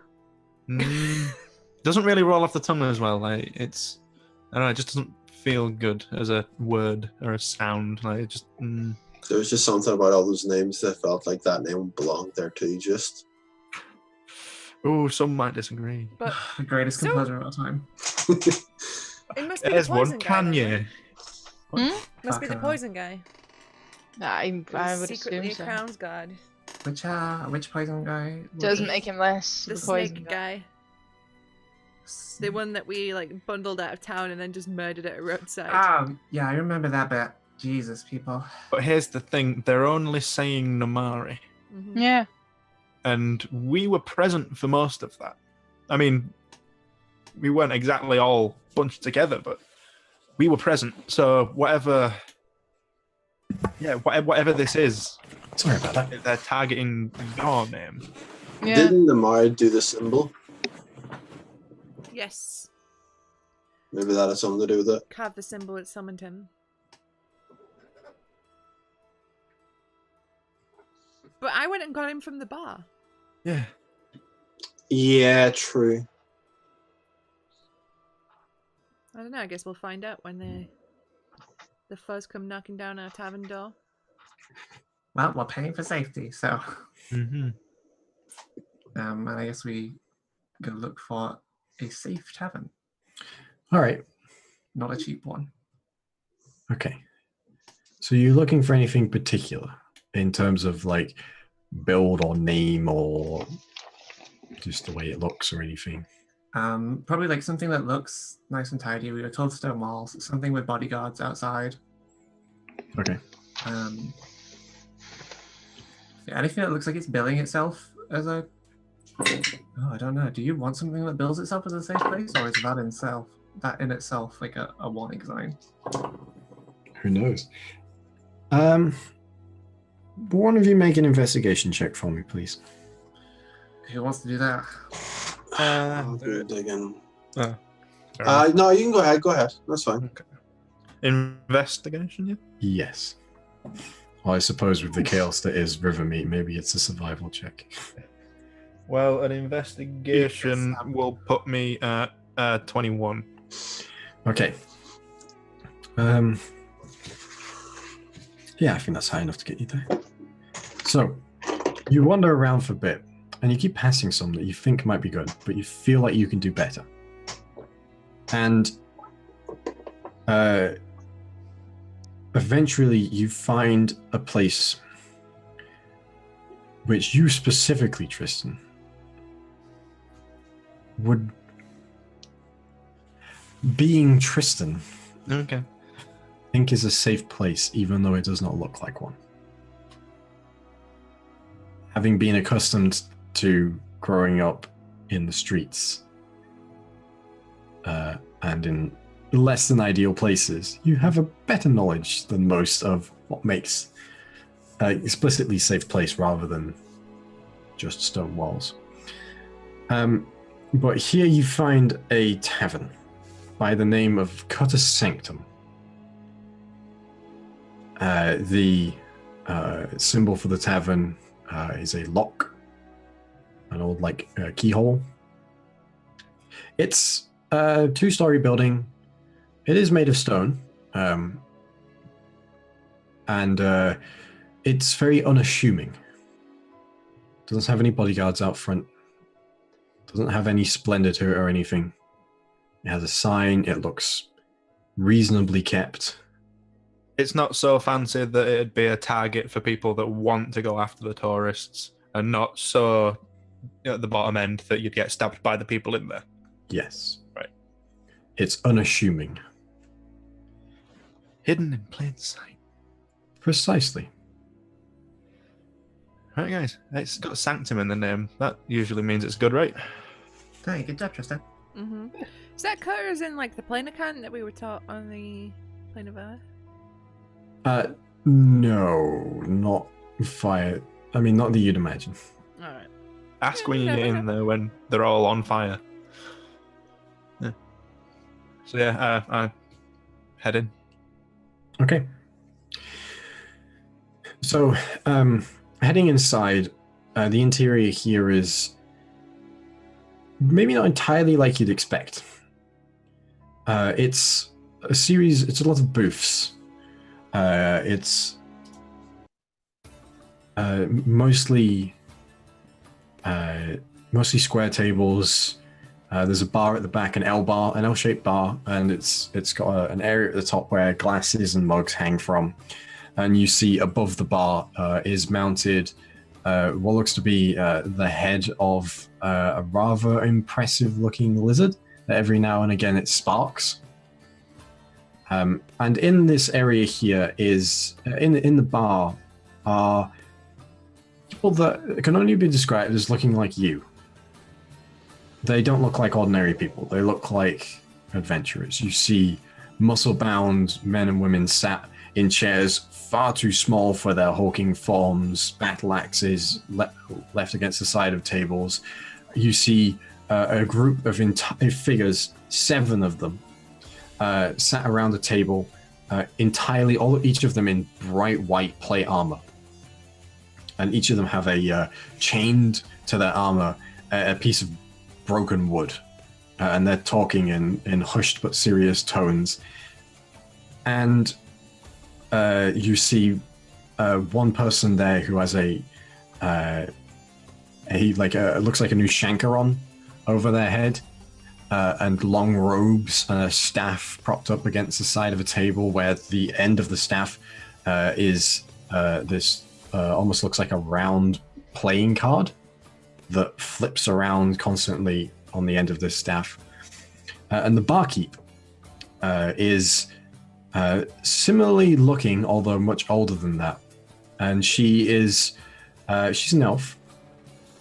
And as you come in, she sees you and she raises an eyebrow. Just kind of smile and head towards the bar. All right. So as you get close, you see she has purple hair, very faint lilac purple hair, which is on one side shaved, on the other side, the back half of it is braided behind the back of her head, and the front comes down a sort of like a very long fringe. She's wearing not the usual tavern keep's uniform that you're used to seeing. She has a shoulder pad on one arm, a leather shoulder pad, which comes down to about halfway. She has a blade at her side, which has a very ornate looking handle, and actually has a lock locking the sword into the scabbard. And her other arm that isn't covered with anything and has no sleeve, you can see is covered in a mass of scars. And as she gets close, she's like, "Welcome to the Cutter Sanctum. Haven't seen you in here before. Are you new in town?" Yeah, just got in actually, pretty much. Well, had a bit of a wander around, but yeah. We've actually been trying to find somewhere to, stay for the night and what have you, so, get a bit of relaxing in before we see the rest of the city, that kind of thing. Chosen one of the best places in town, if I do say so myself. Minferechi il Anian. She holds out a hand. Very plainly, I'm using my right hand because I'm not right hand dominant, but she holds out her left hand, the scarred hand. Right. I'll hold out my left as well and say, Claude Debussy. Make a deception check.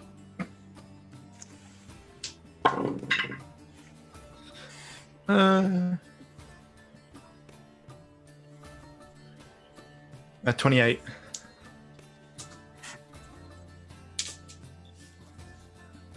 $34. Ooh. Okay. Bested at last. She sort of holds the grip and is like, "First rule of my tavern, son, is that you tell me your real name and we don't keep secrets from each other in here." Fair enough. Tristan Alakino and Emirati. Pleasure to meet you, Tristan. Now that you've learnt the first rule, let's learn the second rule. I am Lord Paladin Minferechi Iliar. Okay. I am no mere tavern keep. I was once a great adventurer such as yourself. And here, we keep things quiet. No bar brawls. I can respect that. I'm not the bar brawl type. Good. Now, what would you all like for drink? That's a good question. What? It's the morning, though, isn't it? It is. But we kind of lost a day. You haven't slept yet, yeah? I don't know, guys. What are we feeling? Beer! Because it is technically morning. It's technically morning. So we're going to behave. Oh, God, yeah, she's doing this. A beer, please. A dwarven, I presume. Yeah. We have elven. Nah. She gives you a look. It's to be like, it's a look of, she hasn't tried it. And then pulls you a pint of dwarven beer. Thank you. I'll have the elven one if you don't mind. Of course. She goes over and she pulls a pint, and it's this very faint green beer, and she serves it to you in a glass stein. Nice. About the rest of you. She hears like a fucking disembodied voice from over the counter. Say, do you have anything that isn't like alcohol? Of course. What is it you would like, my friend? And I'll tell you if we have it. Can I like juice? Yes. I'll take some of that. All right. We have apple, we have cherry, and we have a small amount of mango juice in from Memetrica. I'll try the mango. Of course. Me too, please. I've never had that. All right. And for you, sir? Water. Just water? Just water, please. Would you like ice? No thanks. All right. Are you sure you're gonna be feeling the heat soon? And she grabs you all of your drinks over, and you see she gives you these 2 glasses of, I'm not going to describe mango juice. You know what mango juice looks like. And she gives you the mango juice. So I'll be assuming you'll be wanting rooms as well. Yeah, please. Right. I don't know how many do you have, and how many can fit per room? Usually for adventuring parties such as yourselves, we try to keep you to a maximum of 2 rooms. Mm-hmm. That's I know fine. we're used to camping together anyway. It's 10 gold per room per night. Mm-hmm. And how many can you fit per room? Just out of curiosity. Most we've had is 5. Well, guys, it's up to you. We All can bunk take two. together, or okay, take 2. Yeah, we'll take 2 rooms then, please. We'll for the night. No sense in being stingy. Of course. I'll hand over the 20. All right.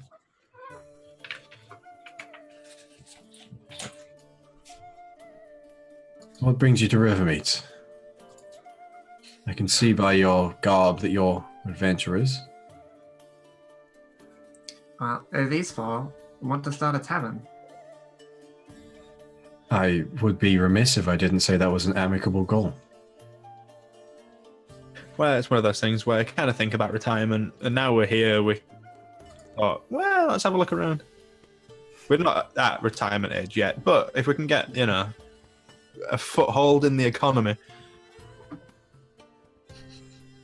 Of course, yeah. Luckily, Rivermeet is not wanting for people who need a tavern, so you're not exactly competition. Yeah, it's kind of weird saying, hey, let's go to this tavern. And we want to buy a tavern. So, There are many places that you could build one. Buildings rarely stay standing if they're not in use. Plus, Rivermeet's growing all the time. It is. Best place is to get one like me, where you're near the center. That's where you'll get the most. You don't want to get one near the glass, though. People won't touch that. What's the glass? Prison. Oh.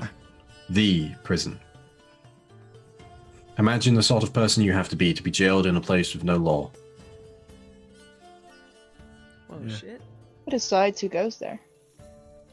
When there's no authorities in this town. There is a group, monastic people there, known as the Heaven's Prison. You petition them for it. They are supposedly divinely influenced arbitrators of what's is correct and incorrect is to go in there. Supposedly, you don't believe that's the case? Well, I don't know. I have never been in the glass myself.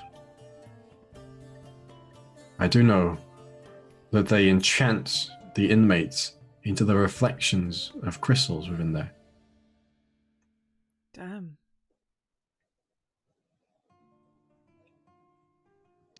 Not free, General Zod.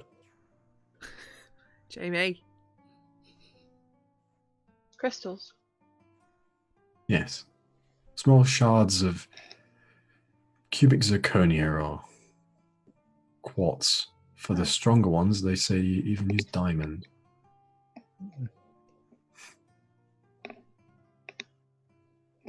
It's the place you probably saw coming in. It's the tallest building in Rivermeet. Oh, right, yeah. We did see. The spiraling spires, the floating crystals. Yeah, and hopefully we only ever see the outside. That would be preferable, yes.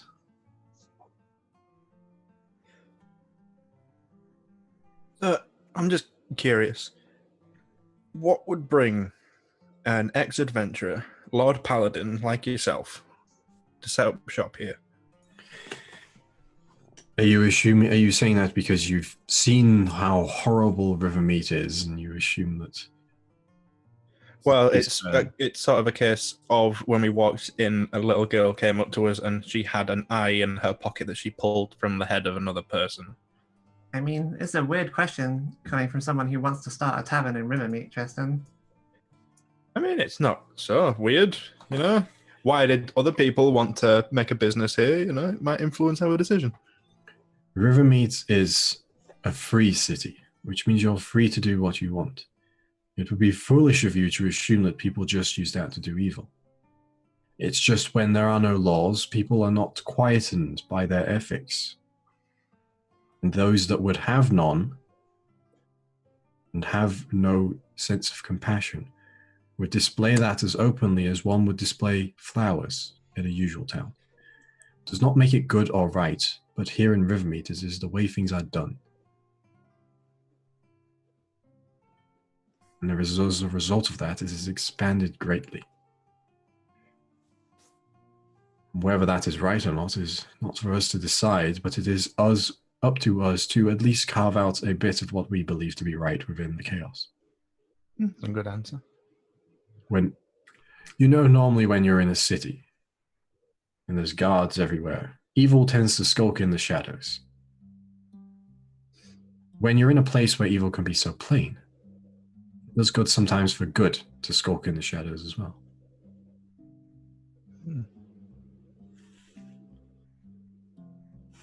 So is that what you do then? I own a tavern. Is that what your influence to the city is? My influence is serving drinks. Would you like another one? I'm fine. I'm still nursing this. It's delicious. I'm savoring it. The thing about lurking in the shadows, Tristan, is that people don't talk about it much. I thought this place was a place without secrets. I'm not keeping secrets from you. I'm not saying anyone's lying. I'm just saying if people were lurking in shadows, they wouldn't be in a tavern owning it and selling drinks. I own a tavern. I did not say anything about my customers. They're free to tell you exactly what they want.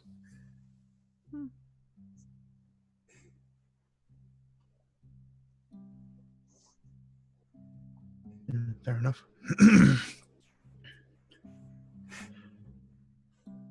Is there anything else you wish to know about Rivermeet while you're here? If not, I have some setting up to do. I think I probably ask about a couple of other taverns or maybe people I remembered from when I was last here. Okay. Just kind of nothing super important, just making small talk about things that have changed in the city. Yeah.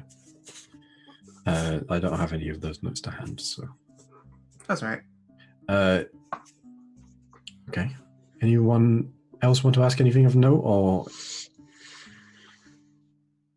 no? Nope, not for me. All right, wish yours. In that case, then I'll take my leave for a moment. And she steps out from behind the bar and walks off down a series of steps down into a lower level. And you see as she goes, the sword in her sheath, you see it for a moment quivers.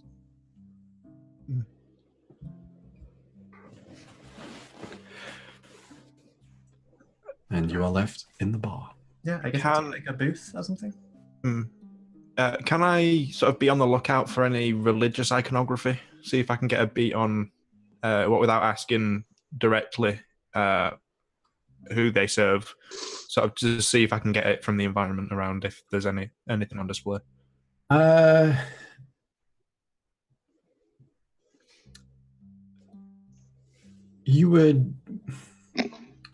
You would have seen the small amulet she was wearing, the symbol of the platinum dragon. Okay. of Bahamut.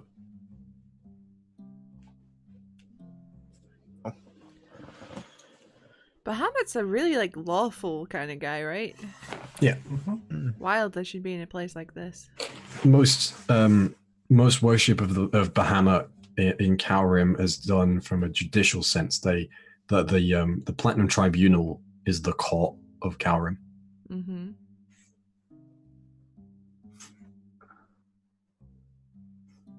I mean, where is a paladin needed most where there is no law? Yeah, but she's not doing anything. She's a barkeep. Well, Unless, of course, she's gone in that back room now to inform on... She's an important member of the community. You know, people inflict change. I can tell you one thing. As a barkeep, you hear things. Mm. A lot of things. You get to know a lot of people. That can be helpful for someone like her. And she did say she can't attest to what her customers do. So, as you speak, the door opens to the tavern once again. And stepping through the door are two people that you recognize. The first of which, probably far more than the second, as the last time you saw them, Ronan was handing them a sword. As you see there, a little more grizzled than the last time, wearing a full set of plate armor. And as they see you, they smile. As Gildebrand walks in. hey. He goes, Ronan?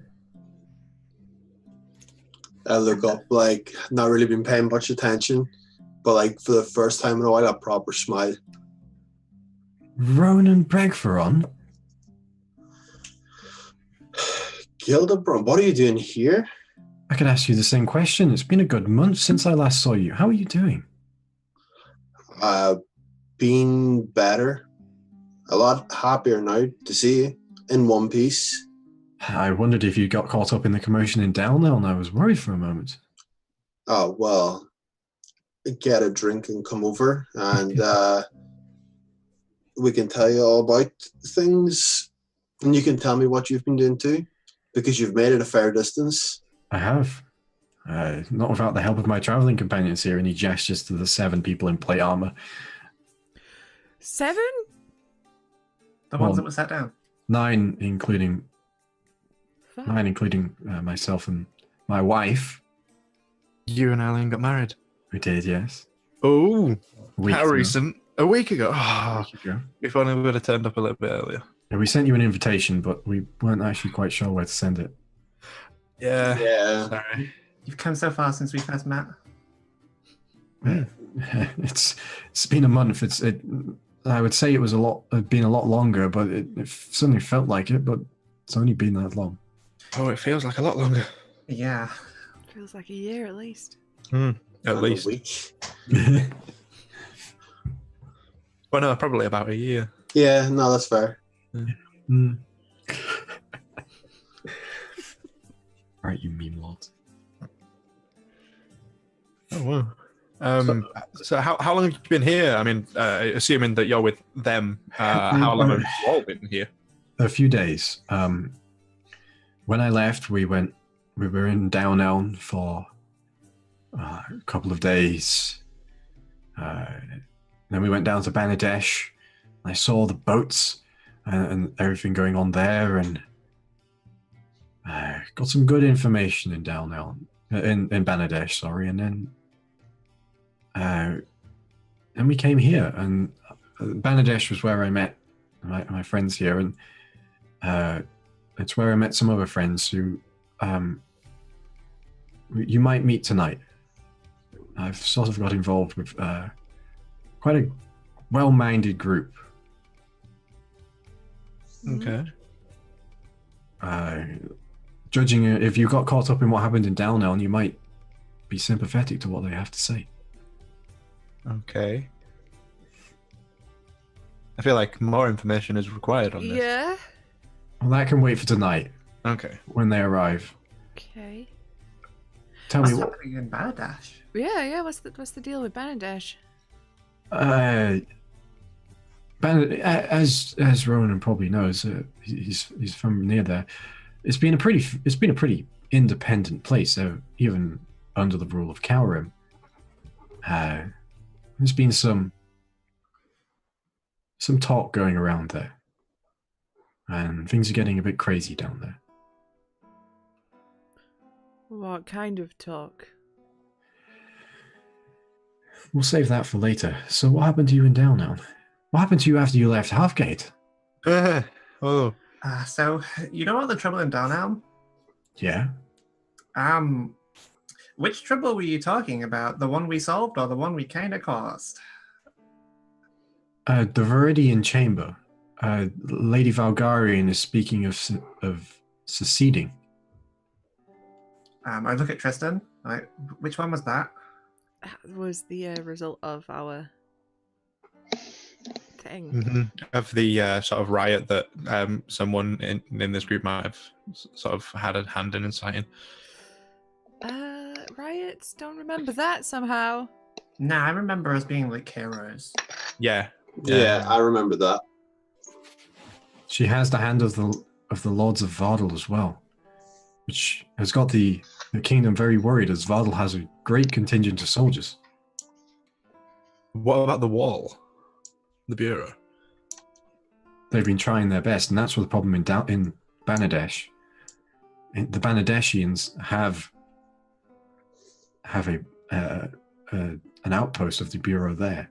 Downelm and Vardal didn't. They were considered too far out on the frontier. Well, when we were last there, quite a friendly gentleman was there representing the bureau. So, They've been trying to stick their hands in everything. what we're saying is it's not stuck. Not in Downelm. Tell you more about it tonight. Okay. What was the other thing you're talking about in Downelm? I was unaware of anything else. Just someone was trying to open a portal into the plane of dust and destroy the whole place in the middle of the city. Just a huge magic circle, like rituals galore. There was a big creepy cult running around. Mhm. Killing loads of people. Yeah. Thought that I'd heard about that, but I haven't. Well, that's the Bureau of the Wall for you. I have heard rumorings of yourselves, though. Good, I hope. Of course. Because it seems like somewhere on the way, some of the versions of things have been a bit muddled. I haven't heard any versions which seems muddled to me. Band of friends and adventurers making their way across the country, saving people, uncovering ancient secrets, and defeating evils long since thought sealed away. That sounds about right. Yeah, you got the one that I said. Good. Yeah. There's always going to be other versions, you know that. Yeah. Worse versions, really. They just don't have the flair. Yeah, that was a thing. You all look very different, especially you, Namari. Your hair and that strange tattoo and Wow. the eyes. What? What about the eyes? I could have sworn your eyes weren't flecked like that color previously.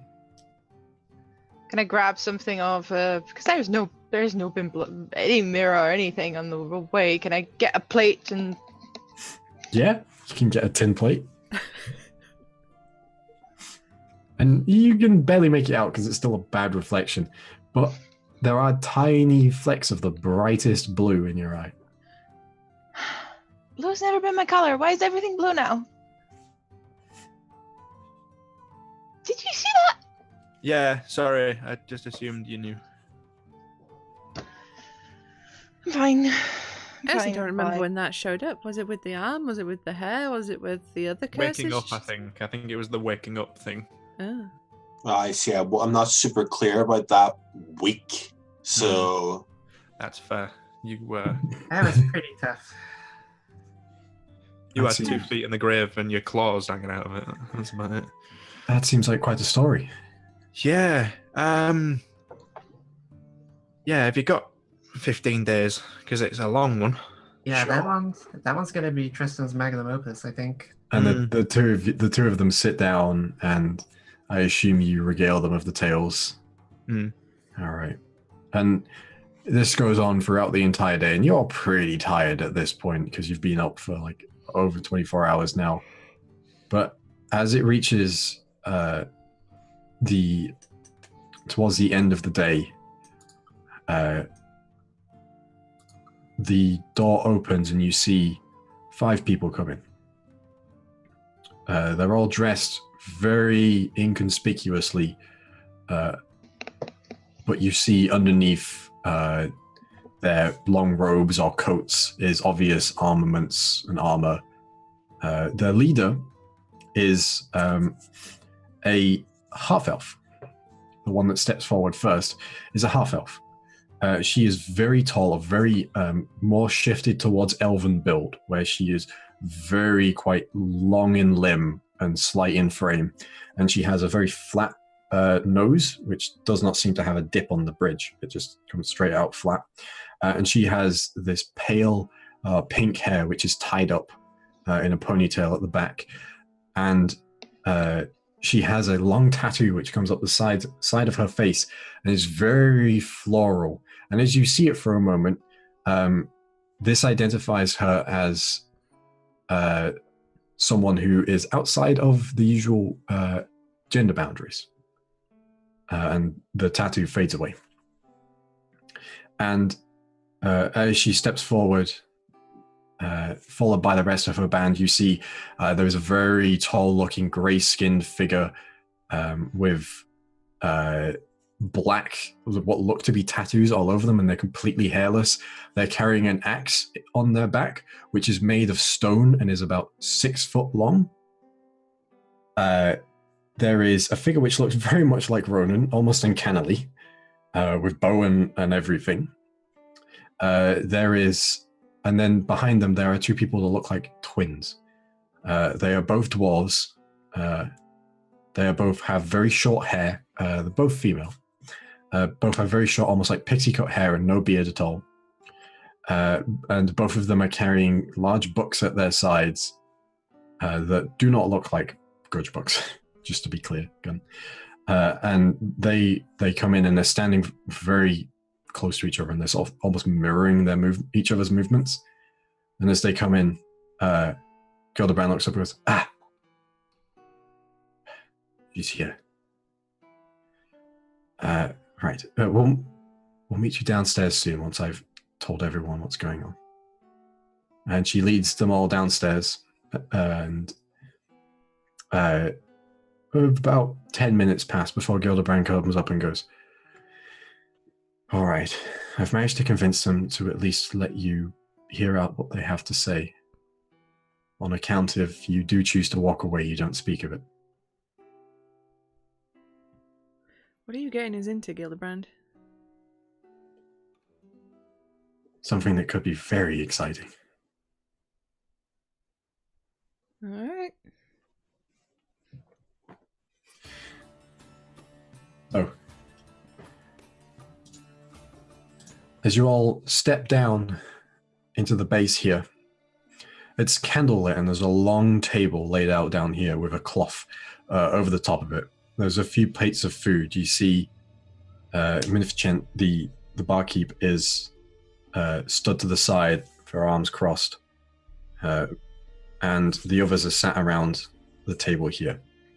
And they gesture to the figure, the leader, the woman with pink hair, gestures for you all to sit down. I sit. Is it candlelit in a creepy way, or we only have candles to light this room? We only have candles to light this room. Not like there's one candle in the middle of the room, so only people's faces are illuminated. Just have to make sure. Yeah, yeah. Do you like sit in a little track and it goes round and you get told there is no war and the walls are passing, say, sort of situation? Yeah, definitely. Yeah, we'll take a seat. Yep, take a seat. Okay. She speaks. She lets the mood linger for a moment before she speaks. Hildebrand tells me that you're all very trustworthy and might aid in our cause. A cause we haven't heard much about yet. I won't beat around the bush, as I'd assume that you would prefer not to have that happen to you any more than already has today. You would assume correctly. Mm-hmm. I am Atien. Atien Fotaker. This is the sunset dawn, and we wish to depose the King of Calrim.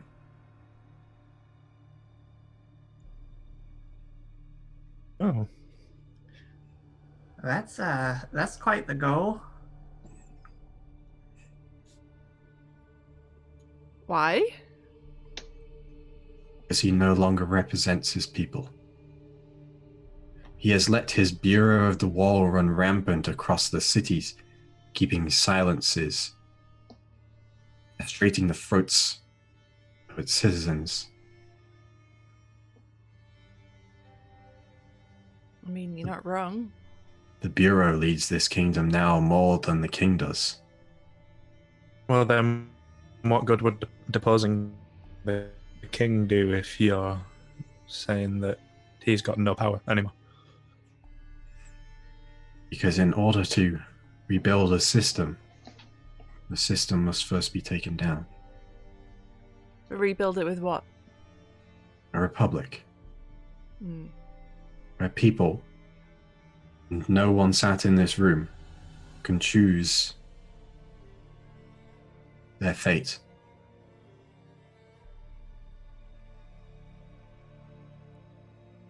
If this is one republic, it may be so, but if it is many, that is also good. The people should govern themselves. I mean, I don't disagree, Mm-hmm. but, just agreeing doesn't really mean, yay, let's commit regicide, potentially. We do not mean to kill the king, Okay. for we know the king's secret. He does not wish to rule either. And have you got that in writing, or is it more a case of because you assume that he's relinquished so much power to the Bureau that doesn't want to? Right? How do you know the king doesn't want to be king anymore? Because the king has not wanted to be king, no matter which king it is, for 100 years.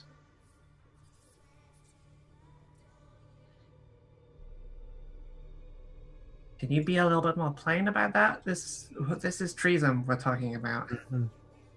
Right now, it's not treason. Even talking about deposing a king is treason. We're not in Calrim right now.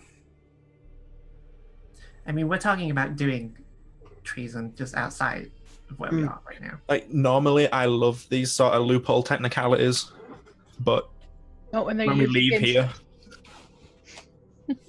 Since the days of the Mad King, when Knight Domhnall MacCullen struck down the tyrant,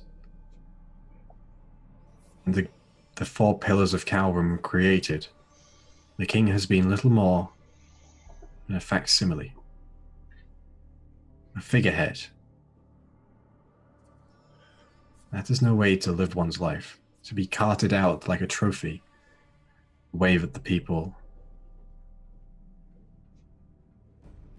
essentially under house arrest, for fear that you might go mad once more and bring ruin like the Mad King had.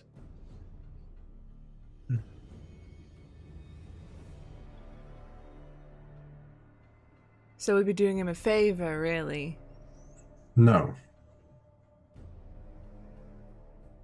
Make no mistake, we are still deposing a king.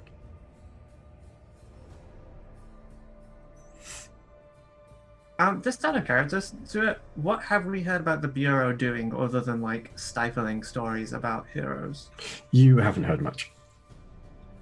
Your interaction with the Bureau so far has been mostly limited. Okay, I would probably say something to that effect. Well, they're after me, so. yeah, that is a point I was going to bring up. I just wanted to hear more about their point of view first. You are right. And sort of motions their head towards you, Tilly, because they don't know your name. You do not know much about it, but the Bureau is the one that is trying to make it so that it holds all the cards. It is only supposed to be responsible for 1/4 of the governance. But it is slowly consuming the other 3 pillars of Calrim.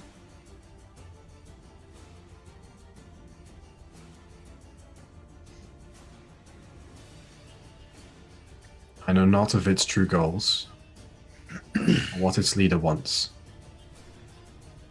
I do know that it is doing its best to keep people like you and I quiet, and that never bodes well. Alright then, so we agree. What's the plan? Right now we don't have one. That's the problem.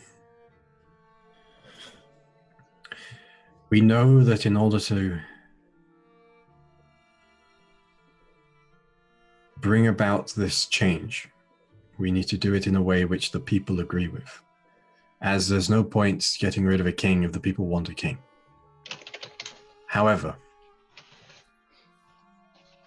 the last thing we want is a war, and what is happening in Downeln and Vardel is the opposite of our goal. All that ends up doing is shedding the blood of many innocent people who believe they're fighting for a right cause. Well, either way, that's going to happen. If there's a change in power, fighting will happen. I'd rather the fighting be amongst us rather than armies. I mean, I'm not so big-headed that I'm gonna go commit treason just to make sure people hear stories about me, but if we can do something to help people hear, I'm for that, at least.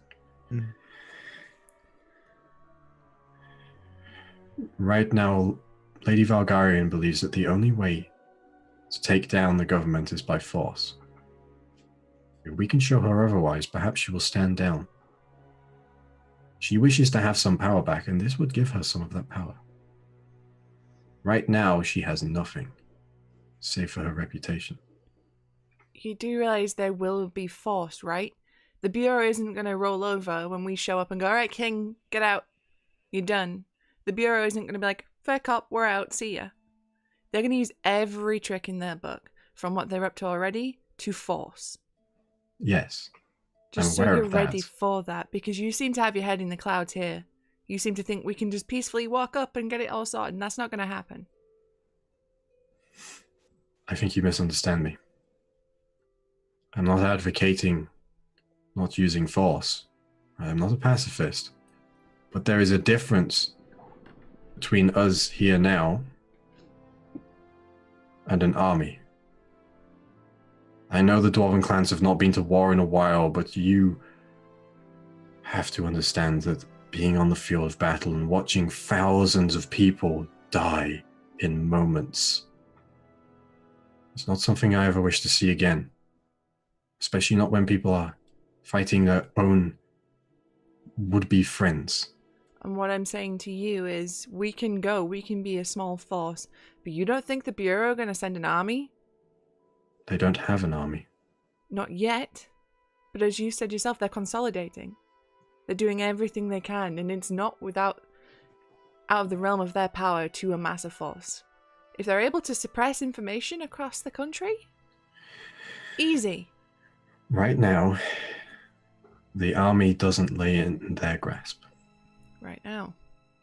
Right now, the closed gauntlet still retains control of the army. Which is why this is happening right now. I can't go around taking out individual Bureau members. You'd be proposing a strike at the center? Some magical gunpowder plot? This is ironic that this is happening today. Yeah, that's... As soon as we've had this, like, overthrow the government. Yeah, this is not intentional. Yeah.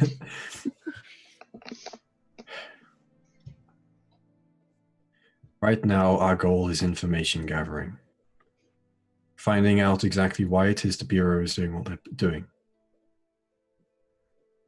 Finding out what the people in charge want Do you have contacts? within the This is- Bureau. This is a lot. They are powerful. They know what they're doing. I mean, most of them. We have people that the Bureau wants. You have them? Yes. Really now? Who could that be? Myself and Gorok here. And she motions to the grey-skinned man. Why What are you wanted? So yeah, for? that was yeah. We slew a dragon. And that's bad. Yes. In the Bureau's eyes. Why? I don't know. But there have been 2 attempts on my life since that time. Just out of curiosity, what was this dragon doing? Burning a village to the ground at the time. So it was, the Gur Arg kind, not the the platinum. I think he means to say what colour was the dragon. Yeah. It was red.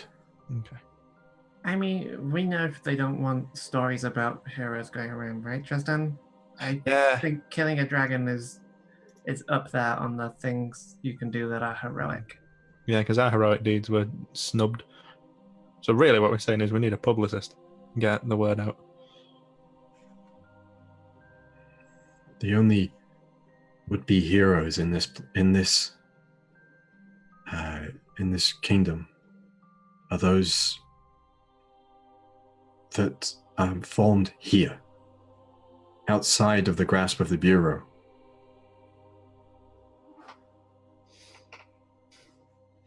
What I would propose for you all is to do that. Become loud. Become heroes. Let the Bureau have its eyes on you and see what it really wants to do and why it's doing this. I think we can do that. I mean, the Bureau's already kind of looking our way. You don't know why the Bureau is silencing people that are supposedly doing good for the land. But I cannot imagine that there are deeds behind it which are heroic in nature. Well, you said they were trying to take over the rest of the pillars, right? Yes. I mean, I'm not a scholar or anything, but my guess would be if the people think there aren't any heroes around, well, they'd be the only people for them to look to, right? Mm-hmm. Yeah, not even that. If the people hear that something happened, but they don't hear that we stopped tragedy in Dalnelm, but the Bureau stopped tragedy in Dalnelm, the next town that doesn't know that there were heroes will want the Bureau to come in.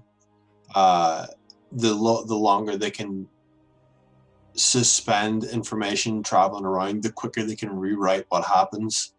And as soon as they get the army in their grasp, with the ability to tell people what it is they want to hear, they take whatever they want. That was my understanding of it as well. So far, at least. And in the end, perhaps the crown does not need to fall. Perhaps it is simply just the Bureau. Well, it sounds like it is the Bureau that's your problem, and you just have something against the king. Which, fair enough. Well, fair enough. A puppet government is not what you want. I have nothing against the king. I worry that a repeat would happen of what is happening now and what happened 100 years ago. What happened 100 years ago? The Mad King. Oh, right, yeah, sorry. I thought you meant something else, like another event that I was supposed to be aware of. No, the Mad King who almost caused war with the dwarves by burning down an entire of their cities. The deposing of the king is more of a power play and symbol move than malicious intent towards the actual ruler themselves. It comes out of worry of repeating history. Okay. Who are your top picks then? You know, when this becomes a republic, you must have someone in mind. I'm not sure I follow. Well, I mean, you can't just create a power vacuum and hope for the best. No. Surely you have an idea of the kind of person that you They want. were talking about a republic, Tristan. I know, but if you're getting ready to overthrow a government, you also need to think about, hey, by the way, you're pretty cool. You know, edge certain people, like certain political ideas. You know, make sure that there's a spokesperson for them, as opposed to just wait for everything to kick off and just, hey, hope for the best. We did our bit. You do you. If you create a power vacuum, someone shitty is going to fill that void. Usually, yeah. You need to know the players that are going to take to the. So if we're going to agree to this plan better be rock fucking solid, because I am not going to be part of that. Which is why I said we have no plan to depose the king with violence. With ideas. That's how we do it. If the people think we need a republic, then they can sort the apparatus for themselves. Here's a really massive clue for you. People are fucking stupid. They will sit there with their hands. She slams her hand onto the table and puts her finger up towards you. People are anything but stupid. People are scared. They are. And that makes them do stupid things sometimes. But to say that people are stupid is to be a fool beyond compare. The people of this land, of any land and any world, are not stupid. They are simply worried for themselves, for their friends, for their families, for their neighbors. And they have information twisted to them to make them believe that what they are doing, which is in fact evil, is right. They are not stupid. You can't then hand off an entire continent to people that have been fed misinformation, that are scared, that are terrified, because things will happen. Terrible things will happen because they do that to make themselves feel safe. And you assume that I wish to do this in one fell stroke. You assume that I wish to click my fingers and suddenly that there is a republic. These things happen quickly. They do. And I would have you believe, just for a moment, that perhaps I know what I'm doing. Well, you've not really inspired much confidence, because you seem to be hoping and wishing a lot. You yourself said you have no plan. Forgive us if we are hesitant to join you. If you were to come in here and I were to say, this is my plan, it is all laid out in front of you here, but we have made no gains towards it. Then we would still try and poke holes in it, because if we can, so can they. No, we wouldn't, Namiri. But you would think us a fool if we had a grand plan and we had not but taken a single step. What I am saying to you right now is that we do not have a plan, but we can take steps forward and forge a plan. The last thing I want to do is sit here idly. And if you do not want to be a part of this, I will have no quarrel nor qualm with you.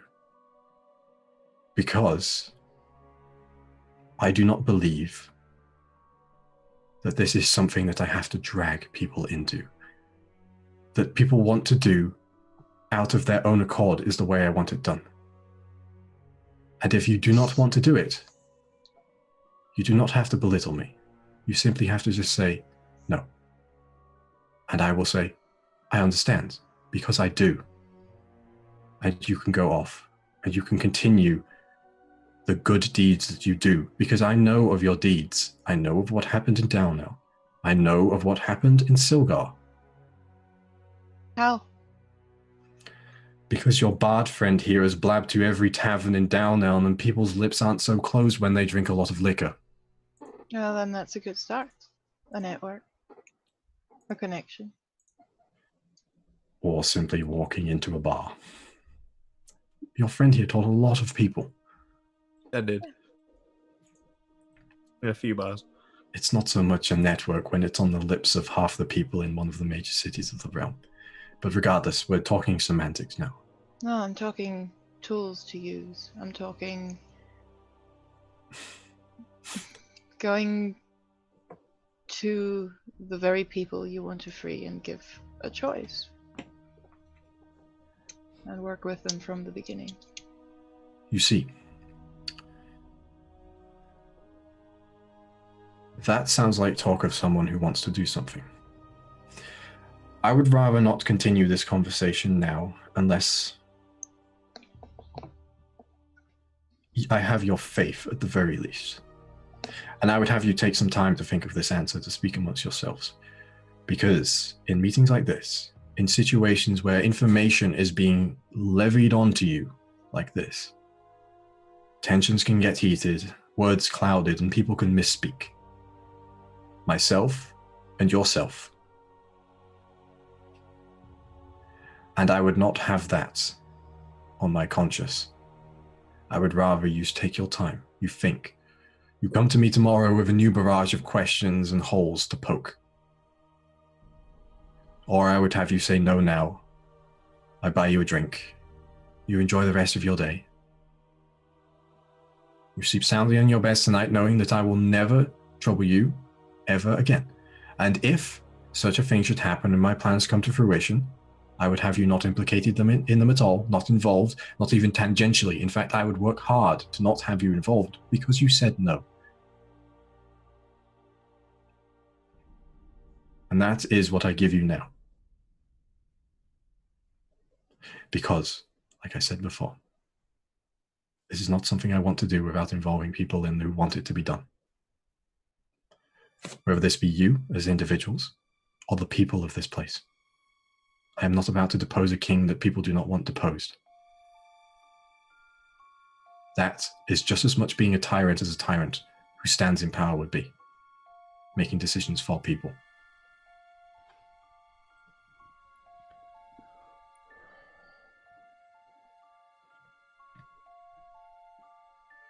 We'll think about it. All right. We're meeting here tomorrow again.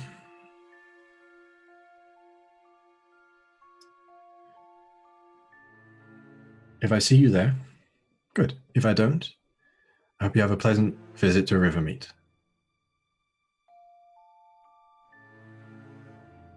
And I assure you that the safety of my companions is my utmost concern, and if for a moment I think Gildebrand's life is in danger, I will put myself in the way and push him so far into the shadows that not even the Bureau could find them with their longest tendrils to make sure that he is safe. And Gildebrand sort of raises a finger to have a moment of objection, but gets an icy stare and just puts his finger down.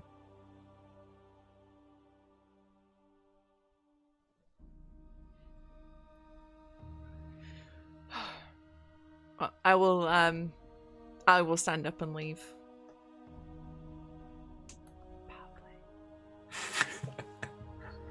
Just plain rude. I stand up, offer my hand as a sign of at least respect. Yeah.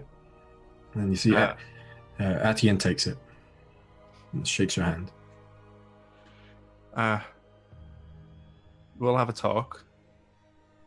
Maybe we'll see you again. If not, have a good night. And I'll leave as well. And you too. I'll take my mango juice and go, because she said free drink, and I woke up as well. Okay.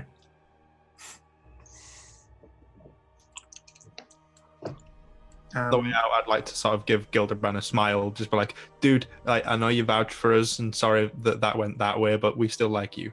Don't worry.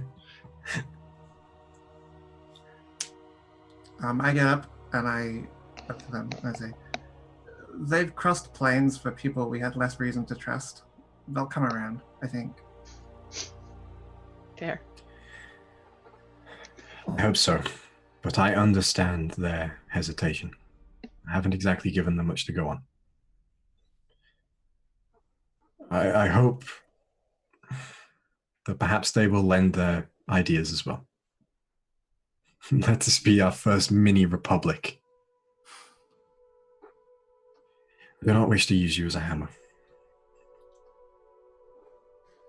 Well, I work better as a knife. Then Tilly leaves. Got this fucking one-liners tonight. I'm gonna say that's going in the notes. That was good. Yeah, damn.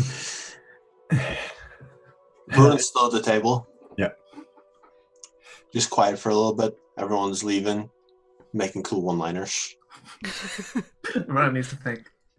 Yeah, not for a one-liner. No, he's not cool enough for that. After a minute or so, Ronan, I'll stand as well. And I'll follow up on what Tilly said, and I'll say, I know they'll come around because I'm going to talk them into coming around as best I can. Do not do it too much, though. I want this to be of their own decision. I can't force them to do anything because, like, one of them could send me halfway across the continent, one would pull me apart like a bread roll, one will cut me up into little dicey pieces, the other one's terrifying. But you'll find that all that leads to quite good allies. But you didn't give them a plan. And I'll do my best to help come up with one. I'll put everything I have into it. But, and I don't want this to sound really bad, right? I don't want you to take this the wrong way. If at some point I point to Gildebrand, his wife, I say if they get hurt and you didn't put yourself in front of them and push them into the shadows where the Bureau can't find them, or they get hung out to dry or something, then there won't be shadows that I won't find you in. I would prostrate myself in front of you. Yeah, okay. Well, yeah. Good. All right.